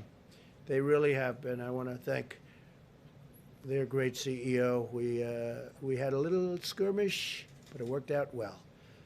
And they're doing a lot of work right now on masks and other things. This production is in addition to the 55 million N95 masks my administration has already distributed. Plus we ordered, and it's coming in soon, 500 million masks. You would think, what are you going to do with them? They get used rapidly. In addition to that, as you know, we sterilize masks now. Great company in Ohio, recommended by the governor of Ohio strongly. And it's doing very well. And they're sterilizing. A lot of the masks can be sterilized up to 20 times. So that's like buying 20 masks. And I always wondered, why aren't they sterilizing these masks? Some of them are pretty sophisticated masks. And some you can't because of the material. Others you can. But we have actually 2 companies that do this. But one company I know very well in Ohio and they're doing a great job. So they're sterilizing masks up to 20 times you can sterilize a certain type of mask. To these numbers in perspective, and to put them into perspective, American healthcare providers use an estimated 25 million N95 masks nationwide in a typical year. So a typical year, 25 million. That means we've secured nearly 4 times as many N95 masks in recent weeks as we would in entire healthcare industry during a typical year. Over a matter of couple of weeks, we had more masks than we would do in a year. Think of that, over a couple of weeks. Moreover, we're bringing supply chains back home, and we've learned a lot about supply chains. We've learned that it's nice to make things in the U.S. I've been saying that for a long time. One of the reasons I ran for office, because we started making things everywhere but here. And if one thing comes out of this, more than anything else, it's that we should make product in the United States. And these supply chains, they sound wonderful. But if one country has a problem, the whole chain is ruined. And I've been saying it for a long time. I ran partially on that. I ran on that, and I ran very strongly against China. And then we made a great trade deal where they buy $250 billion. They're supposed to. And they're paying tariffs. They paid us tens of billions of dollars. I've given $12 billion one year, $16 billion another year, and $19 billion to our farmers and ranchers who were targeted. But, I ran on China and other countries the way they were ripping us off. They were ripping off our country. And China understood that. I mean, China fully understood that. And they're big, strong, smart people. And I wasn't friendly, and it wasn't a friendly situation. And we ended up making an incredible deal with China for tens of billions of dollars of product, $40 to $50 billion to the farmers. The most they ever spent was 15 to 16. Now they're supposed to spend 40 to 50. Now, of course, the virus came along, and I'm not happy. I let them know I'm not happy. So, we had a great relationship we had a very bad relationship with China. Then we had a good relationship because we made a great deal. But we're not happy. This is not a good thing that happened. Came out of China, so we're not in a position where we're going to say much yet. But the deal itself is great. The deal it's going to put many, many people to work in our country, but all of that has to be taken into account when you look at all of the people that are dying in our country, but all over the world. All over the world, people are dying. I had a G7 call, and their economies are in tatters. They're shattered. The G7 countries, you have Japan and Germany and France, the different countries, Italy. Look at what happened to Italy. Look at what happened to these countries. Look at what happened to Spain. Look what happened to Spain, how incredible. It's just been shattered. And so many other countries are shattered. So nobody ever thought this could have happened, a thing like this. It's very, very sad. But if we've learned something, it's about supply chains. I just saw yesterday where when the auto industry gets back, they have a problem because there's a supply chain going through a different country. And this has been going on for years, for decades. I always said it was no good. Why do we make it? Why do you need a supply chain? Very simple, make your parts here. They get one part from this country, one part from that country. It's all over the place. The problem is if one country has a problem, you have no car or whatever it is you're making. So we've learned a good lesson. I think a lot of smart people knew that before. But we've distributed many hundreds of millions of masks. This pandemic has underscored the vital importance of reshoring our supply chains and bringing them back into the United States where they belong, where they should have never left. What happens if you're in a war and you have a supply chain where half of your supplies are given to you by other countries? Who are the people that thought of this? These are globalists. It doesn't work. It certainly doesn't work during rough times, bad times, or dangerous times. So we're going to continue to fight the virus. We're talking to China. We spoke to them a long time ago about going in. We want to go in. We want to see what's going on. And we weren't exactly invited, I can tell you that. If you look at some of the investigations that are going on in terms of World Health Organization, and I'll take it a step further, World Trade Organization too. World Trade, we did years ago, many years ago, the World Trade Organization, from the day China came in, that's when China bloomed. They were mainlining it, and then boom, they were up like a rocket ship because they took advantage of every little ridiculous clause in the World Trade Organization documents. They were a developing nation. China was a developing nation. They make the cars, they make the plane, they make everything.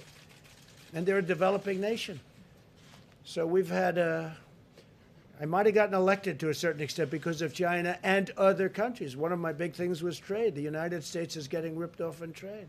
Now Japan is paying $40 billion and buying a lot. That's before we even do the deal. U.S.-Mexico was a great deal. The NAFTA was one of the worst deals ever made in trade history. And I would also put the World Trade Organization in that same group. So I was very tough on these countries. With China, we made the deal, and we became friendly. But then this happened, and this is tantamount. This is something that's really incredible. I do want to read something that I just saw today on television. I was looking, and I just said, that's an interesting statement. We talk about the Democrats, and it was a statement made by Bret Baier, good guy, smart. On February 19th, there was a Democratic debate in Las Vegas. That was February 19th. That's way after I closed entrance from China into our country. So Bret goes, on February 19th, there was a Democratic debate in Las Vegas. 3 words weren't said during the debate: virus, coronavirus, or COVID-19. Those 3 words never came up. That was, I just thought it was a very interesting, because, you know, you hear these people, some of the people, the Democrats said, oh, this, that. It never even was a part of their dialogue. Now they bring it up because you see what happened, so now, but they didn't bring it up. But I brought it up. I brought it up a long time before I made the trade deal, and I was not easy to deal with. I was not easy to deal with. They understand that. We still have 25% on $250 billion that they have to pay us. And it's a lot of money. We've taken in a lot of money, and we've had a lot of beneficiaries, including our farmers and ranchers. So in addition, we've launched an unprecedented effort to develop new treatments and therapies to battle the plague. Therapies, to me, are the most exciting. The vaccines are obviously so important, but the therapies are immediate, you know, and we have some things that are really looking good. Really looking good. We call COVID Treatment Acceleration Program. We're accelerating all of these great companies that are looking, and we have government agencies looking too, NIH. This extraordinary program is slashing red tape to speed and development, anti-rival, and if you look at what we're doing in terms of the speed, it's unrivaled. It's totally unrivaled. There's never been anything like it. The FDA and Dr. Stephen Hahn, a highly respected man from a great institution, left that job to come here. The job he's doing is incredible. And we're working with Scott. His predecessor was terrific. We're working with a lot of people, but the speed of development for antiviral, antibody, and immune therapies is at a level that nobody thought even possible. And I will say this, we're getting very good results. It's a little soon yet, but if we could find the therapies that would solve the problem, if somebody has a problem, we can get it taken care of so it's not so devastating as it has been. With that, I'm going to ask Vice President Pence to come up, and I have to say it's a Sunday evening, and this man has not stopped. He's working. We all are, in all fairness, but he's been working with his task force and everyone else round the clock for months, and I just want to thank Mike. Thank you, Mike. Thank you, Mr. President. And let me echo your words about all the dedicated men and women on the White House Coronavirus Task Force, and the team that you assembled in January, some of whom are with us today. Seema Verma with CMS, Admiral Giroir with the U.S. Public Health Service, Dr. Steve Hahn of the FDA, and others represent a level of commitment and dedication that's been inspiring for me to have the privilege to work with. And so I thank you for your gracious words. That White House Coronavirus Task Force met today. It was reported to us that at this moment, more than 746,000 Americans have tested positive for the coronavirus. Fortunately, more than 68,000 Americans have fully recovered. But sadly, more than 41,000 Americans have lost their lives to the coronavirus. And we always want to express our deepest sympathies to the families in their loss, as well as to all the families who have loved ones that are struggling with this disease. Today, we've seen encouraging news, again, about our progress as a nation. President Trump reflected on those momentarily, but the Coronavirus White House Task Force today learned that our large metro areas continue to stabilize and even see progress. The New York metro area, including New Jersey, New York, Long Island, Connecticut, and Rhode Island, all appear to be past their peak. The Detroit metro area also appears to be past its peak and is stable. New Orleans metro area actually is the most stable of all areas where we had a major metropolitan outbreak. And the Denver metro area is stable. We're dealing in Colorado with a meatpacking plant issue. And of course, California and Washington remain low and steady. Areas that we continue to watch carefully on the task force include the Chicago metro area, Boston metro, and the Philadelphia metropolitan area. The progress that we are making is a tribute to the American people. It's a tribute to state and local leaders in all of these areas and the partnership that our president has forged.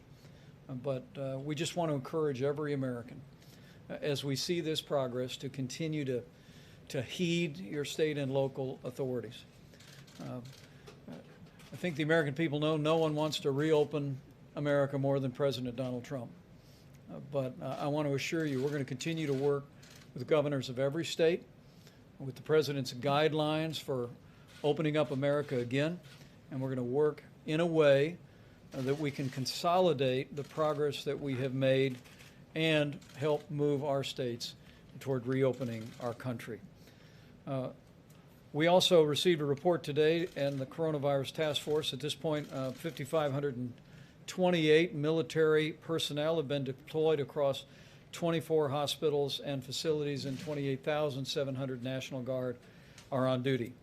On the subject of supplies, the President spoke about this at length, but at the present moment, we have more than 9,055 ventilators on hand. We actually added 91 ventilators to that supply because of the production that the President and our task force at FEMA has activated. In the next 7 days, we'll be adding 576 ventilators to the Strategic National Stockpile.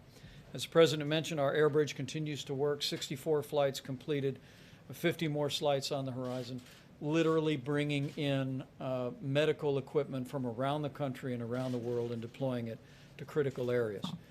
Finally, tomorrow, as the President announced, we'll be hosting a conference call with all of the nation's governors, all the states and territories from the headquarters at FEMA.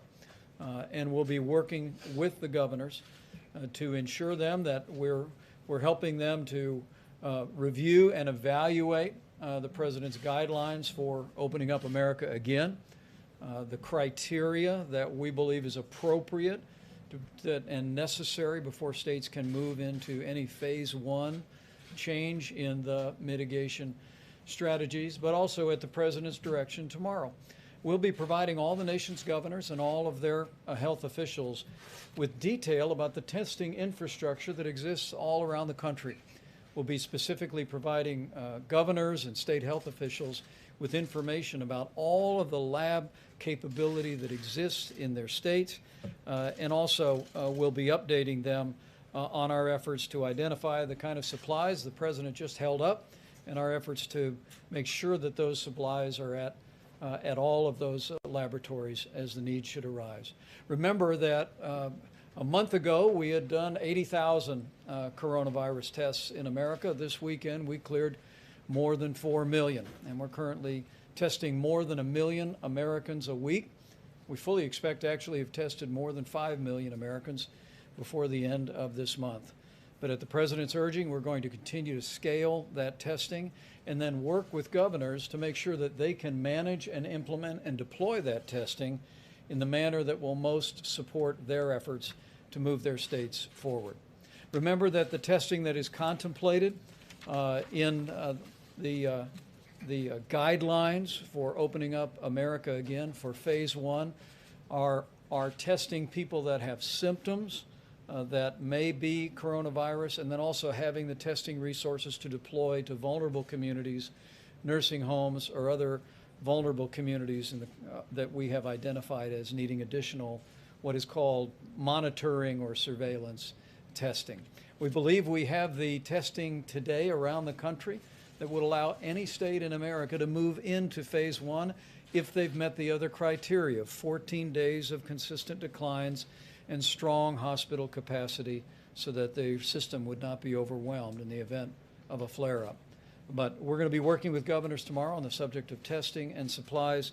And as the President said again this evening, we're here to help. We forged a partnership with governors around the country, and tomorrow we'll be building on that partnership to hopefully arrive at the day that we can make sure governors around the nation have the best advice and the best resources to put America back to work. Thank you, Mr. President. Very good. Seema, you've done such a great job. Please come up and say a couple of words. Thank you. Thank you, Mr. Vice President, Mr. President. So just a few weeks ago, we stood here and asked the American healthcare system to delay elective surgeries and procedures. And the reason why we did this is we wanted to make sure that the healthcare system could deal with any surges. We wanted to preserve equipment and make sure that they had the appropriate workforce to handle any surge. And our healthcare system did a fantastic job. They very quickly stood up telehealth services, and under the President's leadership, we started paying for these services under the Medicare program. But the reality is not everything can be addressed by telehealth. There may be a woman that needs surgery for breast cancer, somebody who has cataracts in their eyes that need to be able to see better, and sometimes a doctor just needs to be able to listen to their patient's heart. We've heard across the country that doctors' offices have closed and many healthcare systems are furloughing their staff, nurses and doctors. Under the President's leadership, we've put out over $90 billion in accelerated payments under the Medicare program, provided $30 billion of grants with more dollars on the way. But thanks to the American people, we are in a much different place. You heard from the Vice President that there are many places around the country where they're seeing a decline in cases, and hospitals are reporting that they have unused capacity. And so as part of our Opening Up America, we are issuing guidelines today about how we can reopen the healthcare system. So these are recommendations around phase 1. Now, every state and local official has to assess the situation on the ground. They need to make sure that they can still address surges.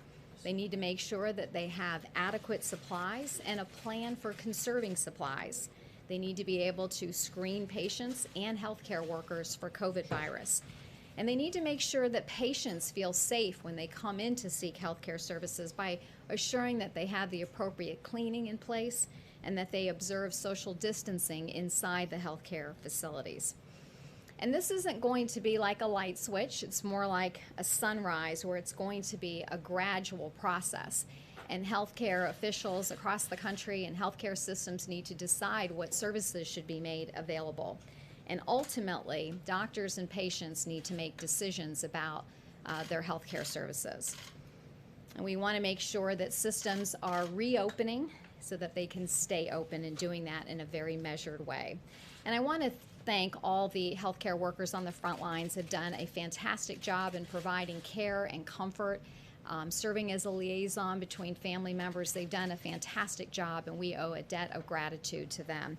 And to all those providers that did adhere to our guidelines. They did the right thing, and it has made an extraordinary difference. I also want to take a couple of seconds here to talk about our nursing homes.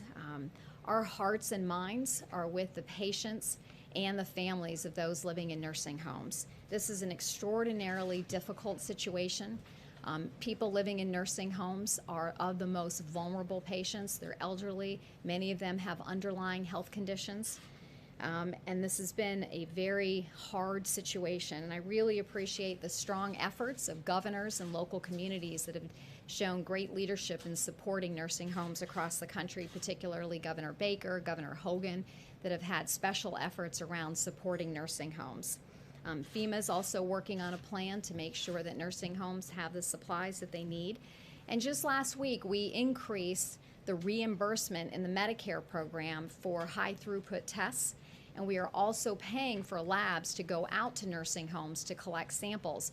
And that's going to really support efforts on nursing homes in order to isolate patients. Today, we are also announcing, under the President's leadership, an effort around nursing home transparency. It's important that patients and their families have the information that they need, and they need to understand what's going on in the nursing home. And so today, we are announcing that we are requiring nursing homes to report to patients and their families if there are cases of COVID virus inside the nursing home. We are also requiring nursing homes to report directly to the CDC when they have cases of COVID virus. And this is very important, as you've heard Dr. Birx talk about. As we reopen the United States, our surveillance effort around the COVID virus will also begin in nursing homes.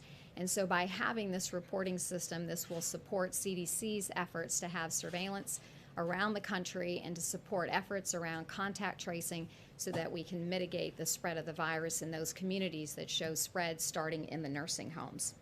So again, I want to thank all of the local officials that have done an amazing job in supporting the nursing homes, and would urge all state and local leaders to follow their lead and do everything that we can to keep nursing home residents safe. Thank you.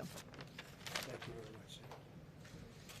very much. And Dr. Hahn is here. If you need, he'll tell you maybe a little bit later if you want this, but I can tell you that very simply, the level at which they're approving things, tests, and being on top of the people that are doing the testing for therapies and for vaccines they've never seen anything like this. So I want to thank you very much, and stick around. Maybe they'll have some questions. Okay? Please go ahead. In the back. Mr. President, thank you very much. If there were groups of people planning to protest tomorrow against the government shutdown, what would be your advice? Against the shutdown? Yeah, that they want the shutdown lifted. Should they go ahead if it's in a state where there haven't been 14 days? I don't have any advice. People feel that way. You're allowed to protest. I mean, they feel that way. I watched the protest, and they were all 6 feet apart. I mean, it was a very orderly group of people. And but you know, some have gone too far. Some governors have gone too far. Some of the things that happened are maybe not so appropriate. And I think in the end, it's not going to matter, because we're starting to open up our states. And I think they're going to open up very well. We're going to be watching it. We're going to be watching it very closely. We're working with them on testing. We're working with them on whatever they need. I don't think they need ventilators anymore. I believe the term the governor used was phenomenal. We've done a phenomenal job. That was the term that was the only sentence they left out, which is okay. But I appreciate that that's what Governor Cuomo said. But they've done a phenomenal. These people have done a phenomenal job. As far as protesters, you know, I see protesters for all sorts of things, and I'm with everybody. I'm with everybody. Please, in the back. Go ahead. In the back. Go ahead. You ready? Yeah. Yes, please. Thank you, Mr. President. Jen Pellegrino with OAN. Yesterday, you pointed out that Iran was likely not truthful in the reporting of the virus. Meanwhile, Senator Dianne Feinstein and other Democrats are looking for $5 billion in aid to Iran. Are you considering giving any aid to Iran? Iran needed aid on this, I would be willing to do something if they want it, if they ask for it. I would be certainly willing. They were hit very hard. Obviously, those numbers weren't correct numbers that they reported. But if they needed help, if they needed aid, if they needed ventilators, we have thousands of ventilators currently on hand, and ventilators under construction, that are under construction. That's a mosquito. I don't like mosquitoes. I don't like mosquitoes at all. But if they, yeah, we would certainly be willing to help. What they should do is be smart and make a deal. It's only because of, you look at what happened. It's John Kerry, I guess, just doesn't want them to make a deal. And they're probably figuring they can wait. And maybe it will be Biden, and they'll own America if Biden gets. And they know with me, it doesn't work that way. It doesn't work that way. If Joe Biden got in, they'd own America. Between them, China, Japan, Mexico, Canada, they'd own America. You wouldn't have a country left if he got in. Go ahead, please. Mr. President, the first question, you mentioned that you've seen some governors, I think you said this yesterday too, that some governors you think have gone too far. Which governors are you referring to, sir? Which states? I don't want to mention names specifically, but obviously one we can mention that's this, but really much beyond this, is Virginia with what they've done on guns. He is playing with your Second Amendment. We can't allow that to happen, and that is indirectly related to this, because you know what's happened with guns. People are buying guns at a level that you haven't seen before because of this surge of plague. So what he did was totally inappropriate. Other than that, I'm not going to mention governors, but I have a list: 1, 2, 3, 4, 5, 6, 7. On money, sir, you mentioned off the top that you hope that a deal may come tomorrow on the small business loan program. Well, I hope so. But this morning Mnuchin seemed like this was ready to go. It seemed like any second now. Well, Is there any whatever it changes is, there? look, every time you say it's ready to go, then they say, oh, we have a good negotiating position now because he just said it's ready to go. So now let's see what happens. But we want to take care of our workers. We want to take care of our small businesses. They're really the engine of this country. We have to when we open, we want to have those small businesses ready to go. We don't want those businesses abandoned because they couldn't afford their employees. They couldn't take care. And I want to take care of those employees. Well, what's the holdup now, sir? I can't tell you that. I can just tell you that we're negotiating with the Democrats, and they negotiate for things that we can't do, that we don't think are in the best interests of the people of this country. We are very close to a deal. I can't tell you whether or not we're going to get the deal or not. Who would say that? You want me to say we're going to have a deal before we have a deal? We have a good chance of getting a deal. A lot of good discussions were had today. We have a good chance of getting the deal. We want the deal. We want to take care of our workers. We want to take care of our small companies. Go ahead, please.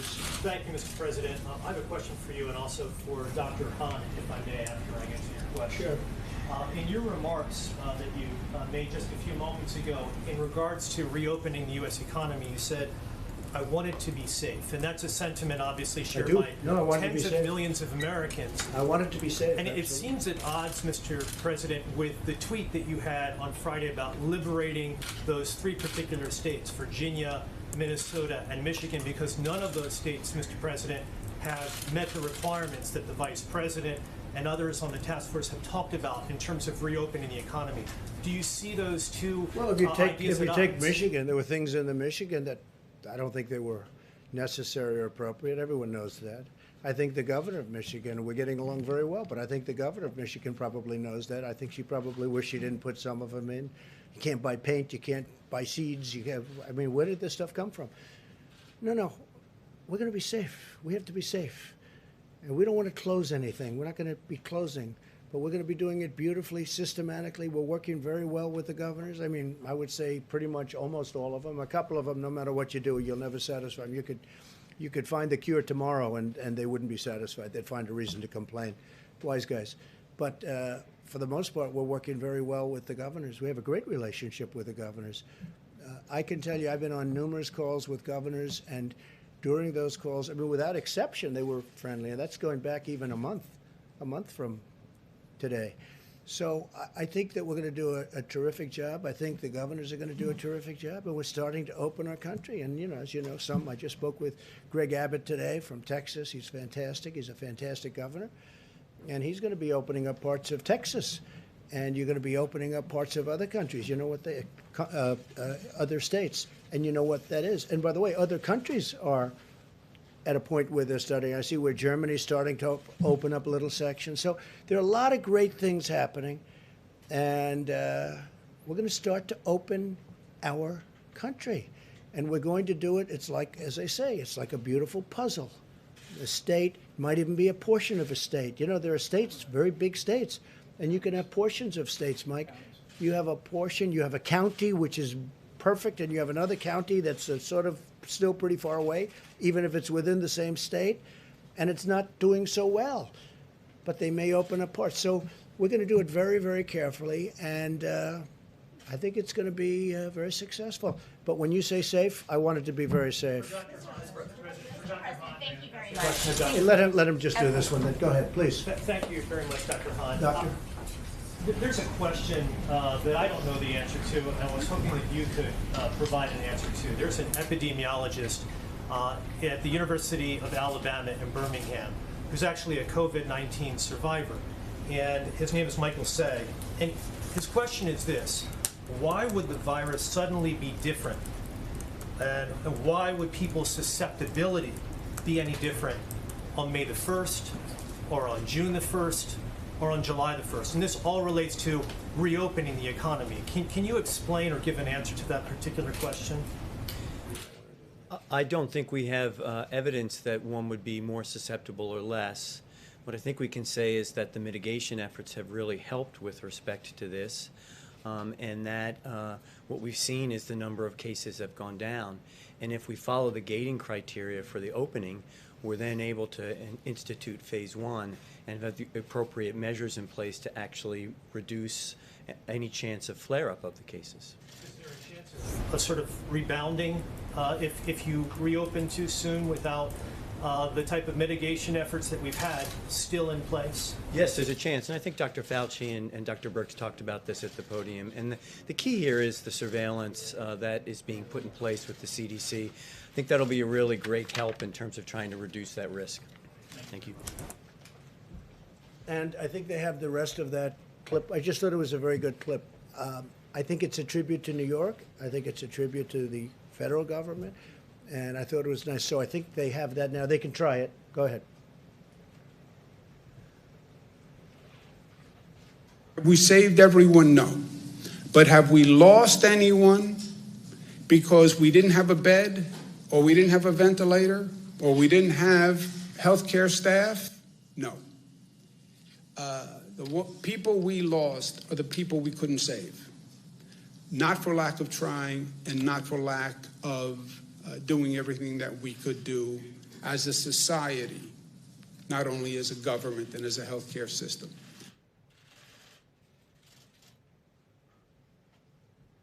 Okay. Mr. President, you had called on me. Yes, I did. I appreciate it. Since you shared with us something else that you saw on TV today, I have a question about something you said on Thursday, which is that you were angry because information about the virus should have been told to us earlier and a lot sooner. People knew it was happening, and people did not want to talk about it. Many Americans are saying the exact same thing about you, that you should have warned them the virus was spreading like wildfire through the month of February instead of holding rallies with thousands of people. Why did you wait so long Who are you to with? warn them? Who are you with? And why did you Yeah. not have social distancing until March 16th? Who are you with? I'm Weijia Jiang with CBS News. So if you look at what I did in terms of cutting off or banning China from coming in, Chinese nationals. But by the way, not Americans who are also nice and coming easy, from China. nice and easy, just relax. We cut it off. People were amazed. These gentlemen, everybody was amazed that I did it. We had 21 people in a room. Everybody was against it but me. Dr. Fauci said, had I not done that, perhaps tens of thousands, and maybe much more than that, people would have died. I was very early, very, very early. And we just saw, you saw Brett Baer making a statement. They had a debate well into February and not even mentioned, it wasn't even mentioned, the Democrats. We were very early. Oh, I'm the president. And you know what I just did? And you know what I just... And by the way, when you issued the ban, the virus was already here. Okay, and you know how many people, when I issued the ban, how many cases of virus were in the United States when I issued the ban? Do you know the number? No, how many cases? Remember I said one person. How many cases were here when I issued the ban? Tell Did me. you know? No, you have to do your research. How many? I did my research. On the 23rd of March, you said you knew this was going to be a pandemic. Can I tell you what? well I did before- know it. I did know it. All I have to do is look. So you knew it was All going to anybody knew it. Just, are you ready? How many cases were in the United States when I did my ban? How many people had died in the United States? So do you acknowledge that you didn't think Keep it your was voice going down, to please. spread? Keep your voice down. Did you not How think it many? was going How to many? spread? How many cases were in the United States? I did a ban where I'm closing up the entire country. How many people died? How many people died in the United States? And yet I closed up the country, and I believe there were no deaths, 0 deaths at the time I closed up the country. Nobody was there. And you should say thank you very much for good judgment. Go ahead, please. You just mentioned Germany. Germany is allowing small stores to open Yes, they are. tomorrow. I just spoke to them. Does this give you confidence that some European countries are on the mend of recovery? Well, I hope so. I And mean, will we you hope it res- works out. Look, I Will spoke you with lift some I spoke with restriction on Angela. them? I spoke with Angela. And they're going to start a process of opening, very much like we are. We are too. I spoke with numerous governors. They're doing it also. Areas that have been where the number one they've done a good job, and where they don't have much of a problem. Germany's starting the process also, yes, and I'm very happy about that. Some places in Europe, as you know, can't start the process for a while. Mr. President. Yes, ma'am. Go ahead, please. Mr. President, I have 2 Nevada questions. First one, the mayor of Las Vegas thinks it's total insanity for business to be shut down in Nevada, which the governor Sisolak ordered. Who's right? Well, they shut one of my hotels down too. Okay, so you know, I'm not involved in that. I could be if I wanted to. I just chose not to be. By the way, just so you know, I could be if I wanted to, but I chose not. But they closed a very big hotel that I have in Nevada down in Las Vegas. It's a very severe step he took. I'm okay with it. I'm okay with it. But you know, you could call that one either way. I know the mayor's very upset with it. Some owners are very upset with it. Some of the developers out there are very upset. Others, they say, "Hey, we got to get rid of it." I can see both sides of that. With one other question. I asked you recently about an SBA rule that said that paycheck protection money could not go to small casinos. You said you'd look into it, and clearly something happened. They are looking into it right now because they do have, you know, they have small casinos that don't have too many people, and they are looking, and they're going to make a ruling, I understand, next week. They already did make a ruling, and they changed it from small casinos that make more than 1/3 of their income couldn't qualify to half. I know, but they're looking at that. They're continuing to look at that. It's a big topic because a lot of people are involved. Let's give it a shot. Governor Cuomo, as you played in that clip, has indeed praised a lot of what the federal government has done, but he... Excuse me. He didn't say a lot. He said we did a phenomenal job. He didn't say a lot. He didn't say you did a good job on ventilators but nothing else. No, he said we did a phenomenal job. So report accurately, because you are one of the most inaccurate reporters. Go ahead. What he has said is that, and along with a bunch of Republican governors who've said what they need, though, is a national strategy when it comes to testing. Because on supplies, they say that they're competing against one another. They said the same thing with ventilators, and now we have so many that we're going to be able to send them and help other countries that are in need. We're doing great on testing, and we are actually using the act, as you know, on a certain company. But what about on the reagents? They say that that's something that they can't get. We're in great shape. It's so easy to get. That reagents and swabs are so easy to get. When you have to build a very expensive piece of machinery controlled by computers, that's a different thing. And no, we'll have everything's going to be in very good shape very soon. We're going to be in very good shape very soon. Yeah, please go ahead. President, just the latest stimulus package, will that have funding for states and local governments? Well, I don't want to comment on it, but we will be saving that for another time. Will you be willing And to... and by the way, some states and local governments need it. I'm the first one to admit that. We're going to be saving that for another little bit of a later date. Will probably be our next negotiation. But they do. I'm in favor of it, I will say. And I told the Republicans today, I think, a great talk with Republican senators today. And all of them, I think, just about all of them, and conference call. And we are going to be, that'll be a very big topic over the next couple of weeks. It's very important. And what is the administration doing to make sure that, hotel chains and hedge funds Well, that's do not another one. access, Yeah, no, that's funds? another one. You have hotels that are big, massive buildings that are under-levered, but if you have no income at all coming out, no income at all, these hotels they go from under-levered to they have to be closed down. It's a terrible thing. I don't know that they're working on that specific problem, but it's a problem they should be talking about. I mean, you have people that own a hotel where they go from having a very successful hotel with, many employees, thousands of people, to all of a sudden closing it down. I read where my wonderful place in Florida, in Miami, Doral, they had to let a lot of the employees go because it's essentially closed. You can't use it. You can't have the restaurants. You can't have it. So you have to close it down. That's an example. Many hotels are closing down throughout the country, and hopefully they're going to be able to open up relatively quickly. But the funds were specifically for small businesses. Yeah. Would the administration Well, it depends make sure how the that hotel is considered. Is it owned by a big chain? But even if it's owned by a big chain, that's devastating. If they have 200 hotels in the country and they're closed, and it's not only in the country. Remember this. This is all over the world. If they could have 2,000 hotels that are in other countries. They're also closed. We're in better shape than most when you think about it. So I think we're going to be looking at it. I think it's a very big problem, and it's a lot of people employed. Yeah, here we go. Mr. President, more than 22 million Americans are currently unemployed as a result of this. Today we hit the grim milestone of more than 40,000 Americans now having died from the coronavirus. Can you explain then why you come out here and you are reading clips and showing clips of praise for you and for your administration? Is this really the time for self-congratulations? Well, I will tell you this. What I'm doing is I'm standing up for the men and women that have done such an incredible job. Not for me, for the men and women, admirals, vice president, if I might, but all of the men and women, thousands, tens of thousands of them that built hospitals in New York and New Jersey and all over this country in record time. They'd throw up 1,000 beds in 4 days.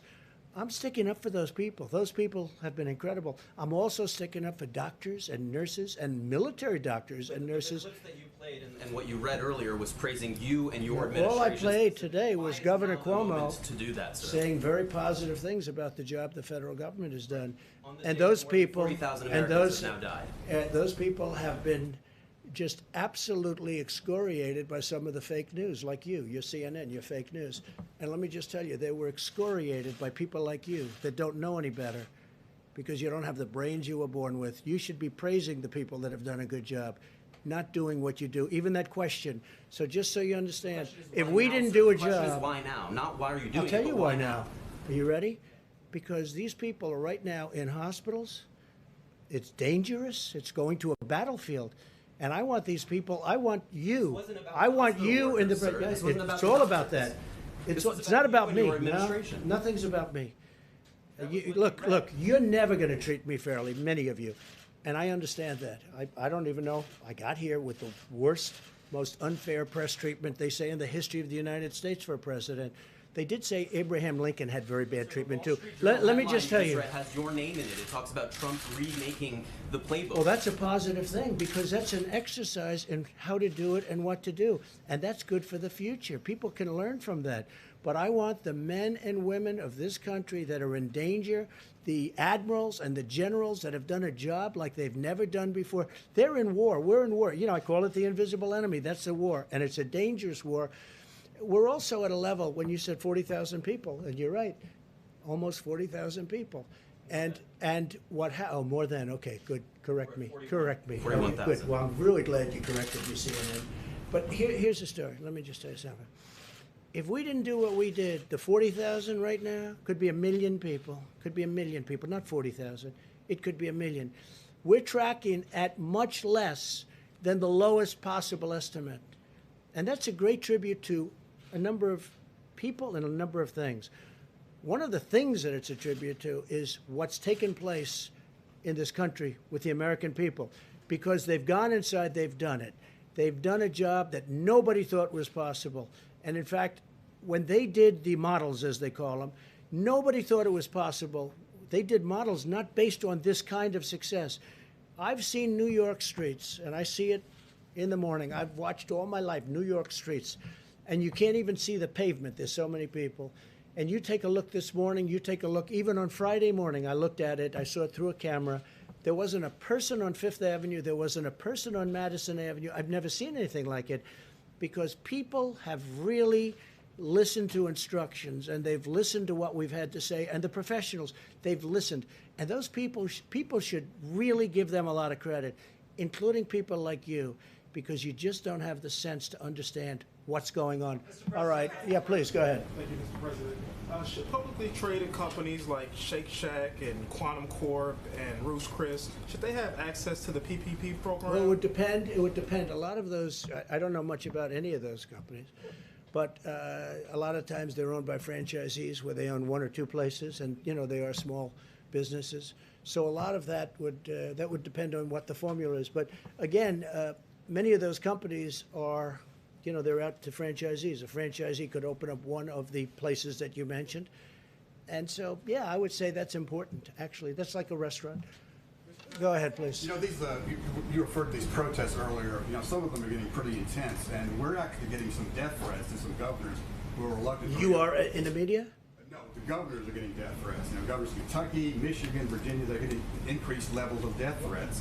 And are you concerned that you're talking about liberation and the Second Amendment and all this stuff? Are you inciting violence among the few people? I've seen the people. I've seen interviews of the people. These are great people. Look, they want to get, they call cabin fever. You've heard the term? They've got cabin fever. They want to get back. They want their life back. Their life was taken away from them.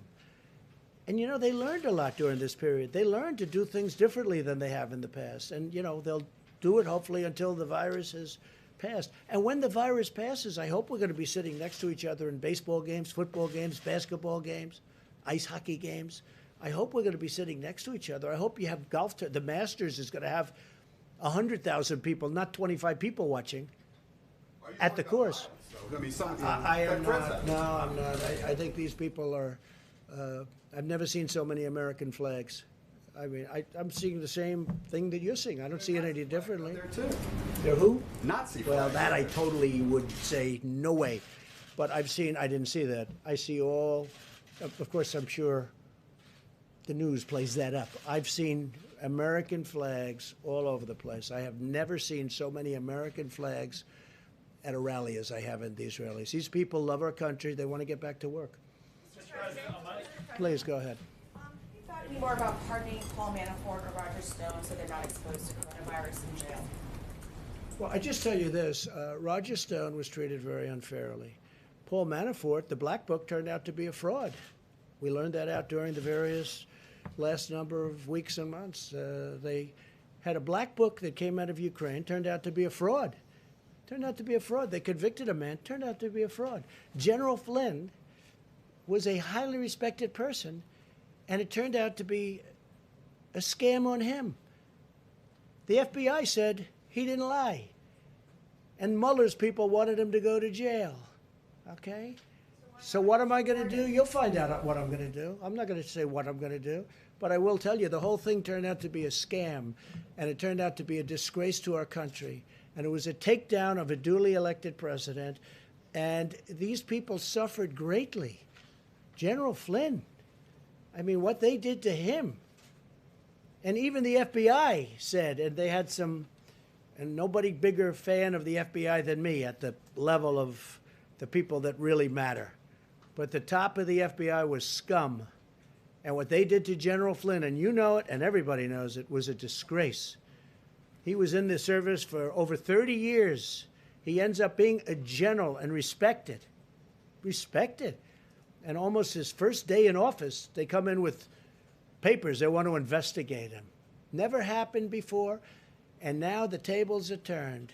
Investigate the investigators, I guess. These were crooked people. These are bad people. These are very dangerous people. You know what they are, though? They're scum. They're human scum. All right, do you want to have one in the back, please? Thank you, Mr. President.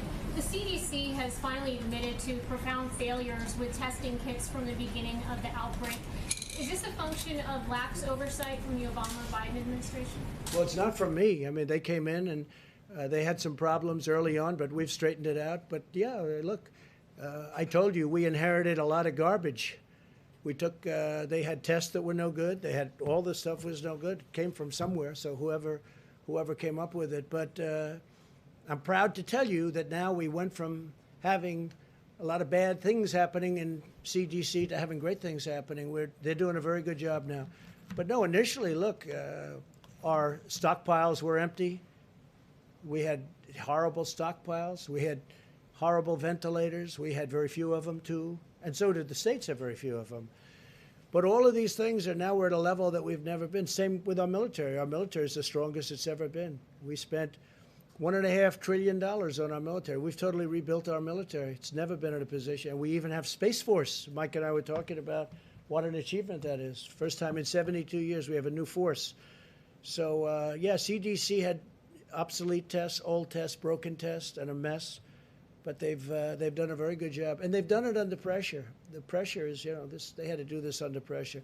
So we're very proud of the job they've done. Please, go ahead. Mr. President, you said swabs are easy, and this has been something that hospitals and states have been saying there are shortages for more than a month now. Why wait to use the Defense Production Act until now? Well, we already have millions coming in. We have one company that we're forced to use it with, and probably by tomorrow we won't be. It's a tremendous hammer. Probably by tomorrow it won't be, but we have millions of them coming in. They're very easy by comparison. And in all fairness, governors could get them themselves. They really could. All of this, but we're going to do it. We're going to work with the governors, and if they can't do it, we're going to do it. If they do it, we can do it maybe cheaper, better. We're going to get we're getting very high quality. With us, it's all quality too. Even if it takes a little bit longer, we want the highest quality in all of it, including the ventilators. So, yeah, we have millions of them coming in very soon, and many of them already have been ordered, and the governors don't know quite where they are, but they'll be finding them fairly soon. Mr. President, on President Xi, you now talk about the missteps that China made early on in this crisis and how it put the United States behind. Based on an investigation, we're going to find out. Yeah. So when you repeatedly praised Xi in January and February, you said he will solve the problem. You said he was doing a great job. Were you duped by President Xi? No.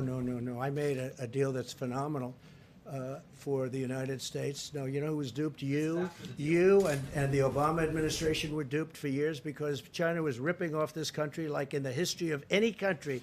Nobody's been ripped off like the United States by China and many other countries, and we stop it. And we've done a deal where they're paying us $250. They are buying $250. They didn't do anything for us. We didn't even have a deal. It was so bad. The deal. These comments are after the deal. No. It is about a deal, because the deal started a long time ago before anybody heard about this. The deal was finished a number of months ago. Very happy. I was very happy. I hope they were happy. Billions of dollars came in tariffs. Billions of dollars. They're going to be purchasing billions. And then all of a sudden, long after that, I find out about this. And I told you, I'm not. Listen, CNN. I told you I'm not happy about it. And this was after the deal. So we have this wonderful deal. And I was nobody's been tougher before the deal ever on China than Trump. Then I made a deal. I was very happy with the deal. It's a great deal, great for our farmers. The farmers have been paid a fortune already. Then what happened? No mistake. We made a great deal. Now I find out after the deal, I find out that I'm not happy. You people are so pathetic at CNN. Let me just tell you. Sure. I was very happy with the deal, very happy with everything. Then we find out about the plague, right? The plague. And since we found out about that, I'm not happy. But I closed it up long before Pelosi. Listen, long before Pelosi, she was having parties in San Francisco. Let's all go to Chinatown. And that was a long time after I closed up the country.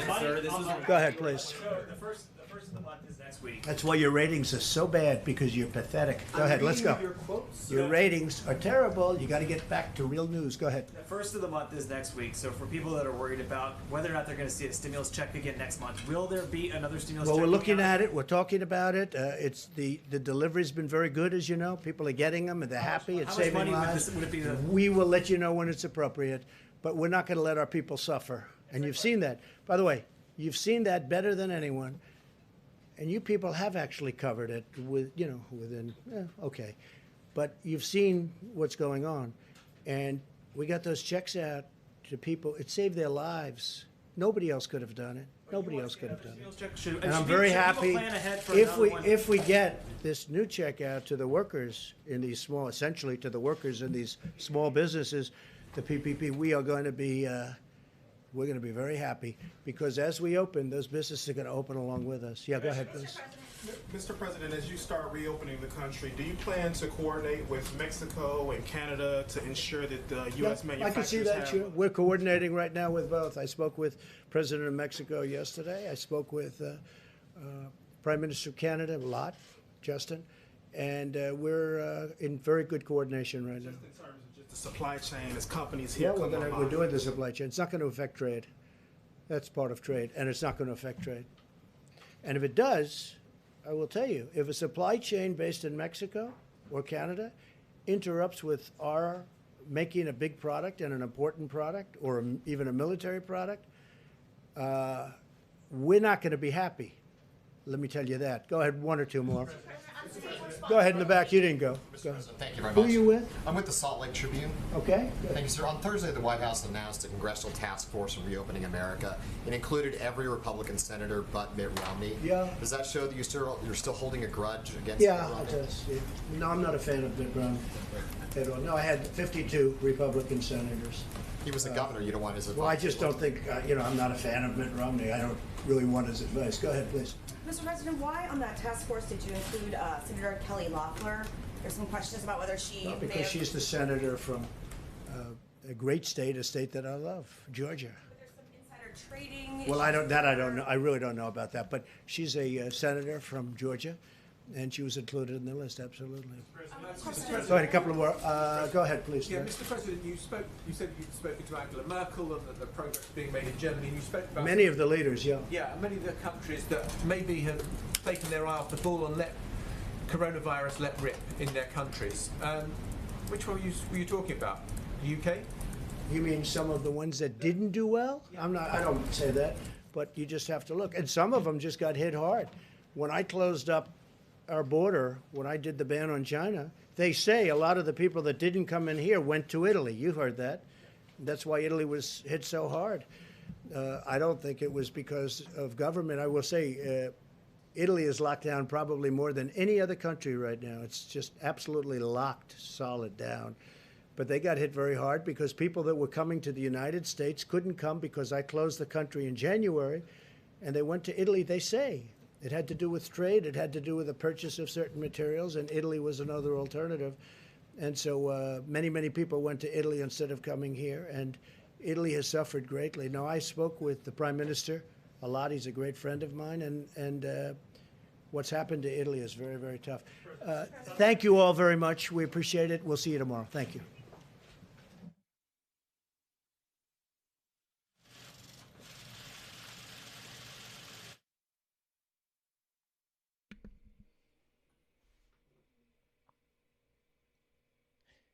All right, everybody. So that's the end of the White House stream. Let's see. Let me get it to where you guys can see me. There we go. All right. So to end out this stream, if you give me just one moment here, I'm going to play the Real News promo video that I finished today. Just a little promo video letting everybody know that we're going to be live from live Monday through Friday at 10 a.m. Here on the Real News Facebook page, or if you're watching on the Americans for Prosperity Knoxville Facebook group, or on the Real News YouTube page, or even on Twitch. I think there's a couple people watching on Twitch right now. Thank you to all of you for watching. I hope you enjoy this little promo video. It's pretty cool. You know, it's our old radio intro, and I put some video stuff on it, and we're going to be using it as an intro in the show with some slight modifications. But check us out Monday through Friday at 10 a.m. on Real News.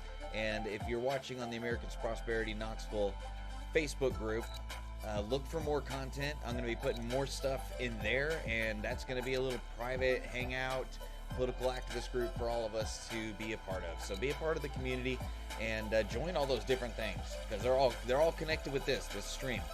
But I hope you enjoy this little promo video here. So watch Real News Monday through Friday, 10 a.m.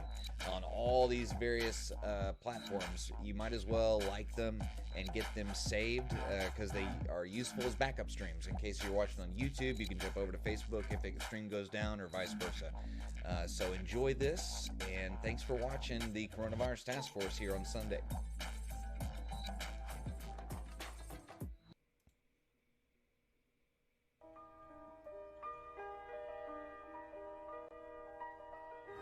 To me, this is not just another nation. It is not just one of the family of nations. This is a nation with a great mission to perform for the benefit of liberty-loving people everywhere. That we shall be as a city upon a hill. These are the times that try men's souls. The summer soldier and the sunshine patriot will, in this crisis, shrink from the service of his country. You've come to fight as free men. Free men you are. What will you do without freedom? Proclaim liberty throughout all the land. In one voice, we will not go quietly into the night. We will not vanish without a fight. You gotta fight!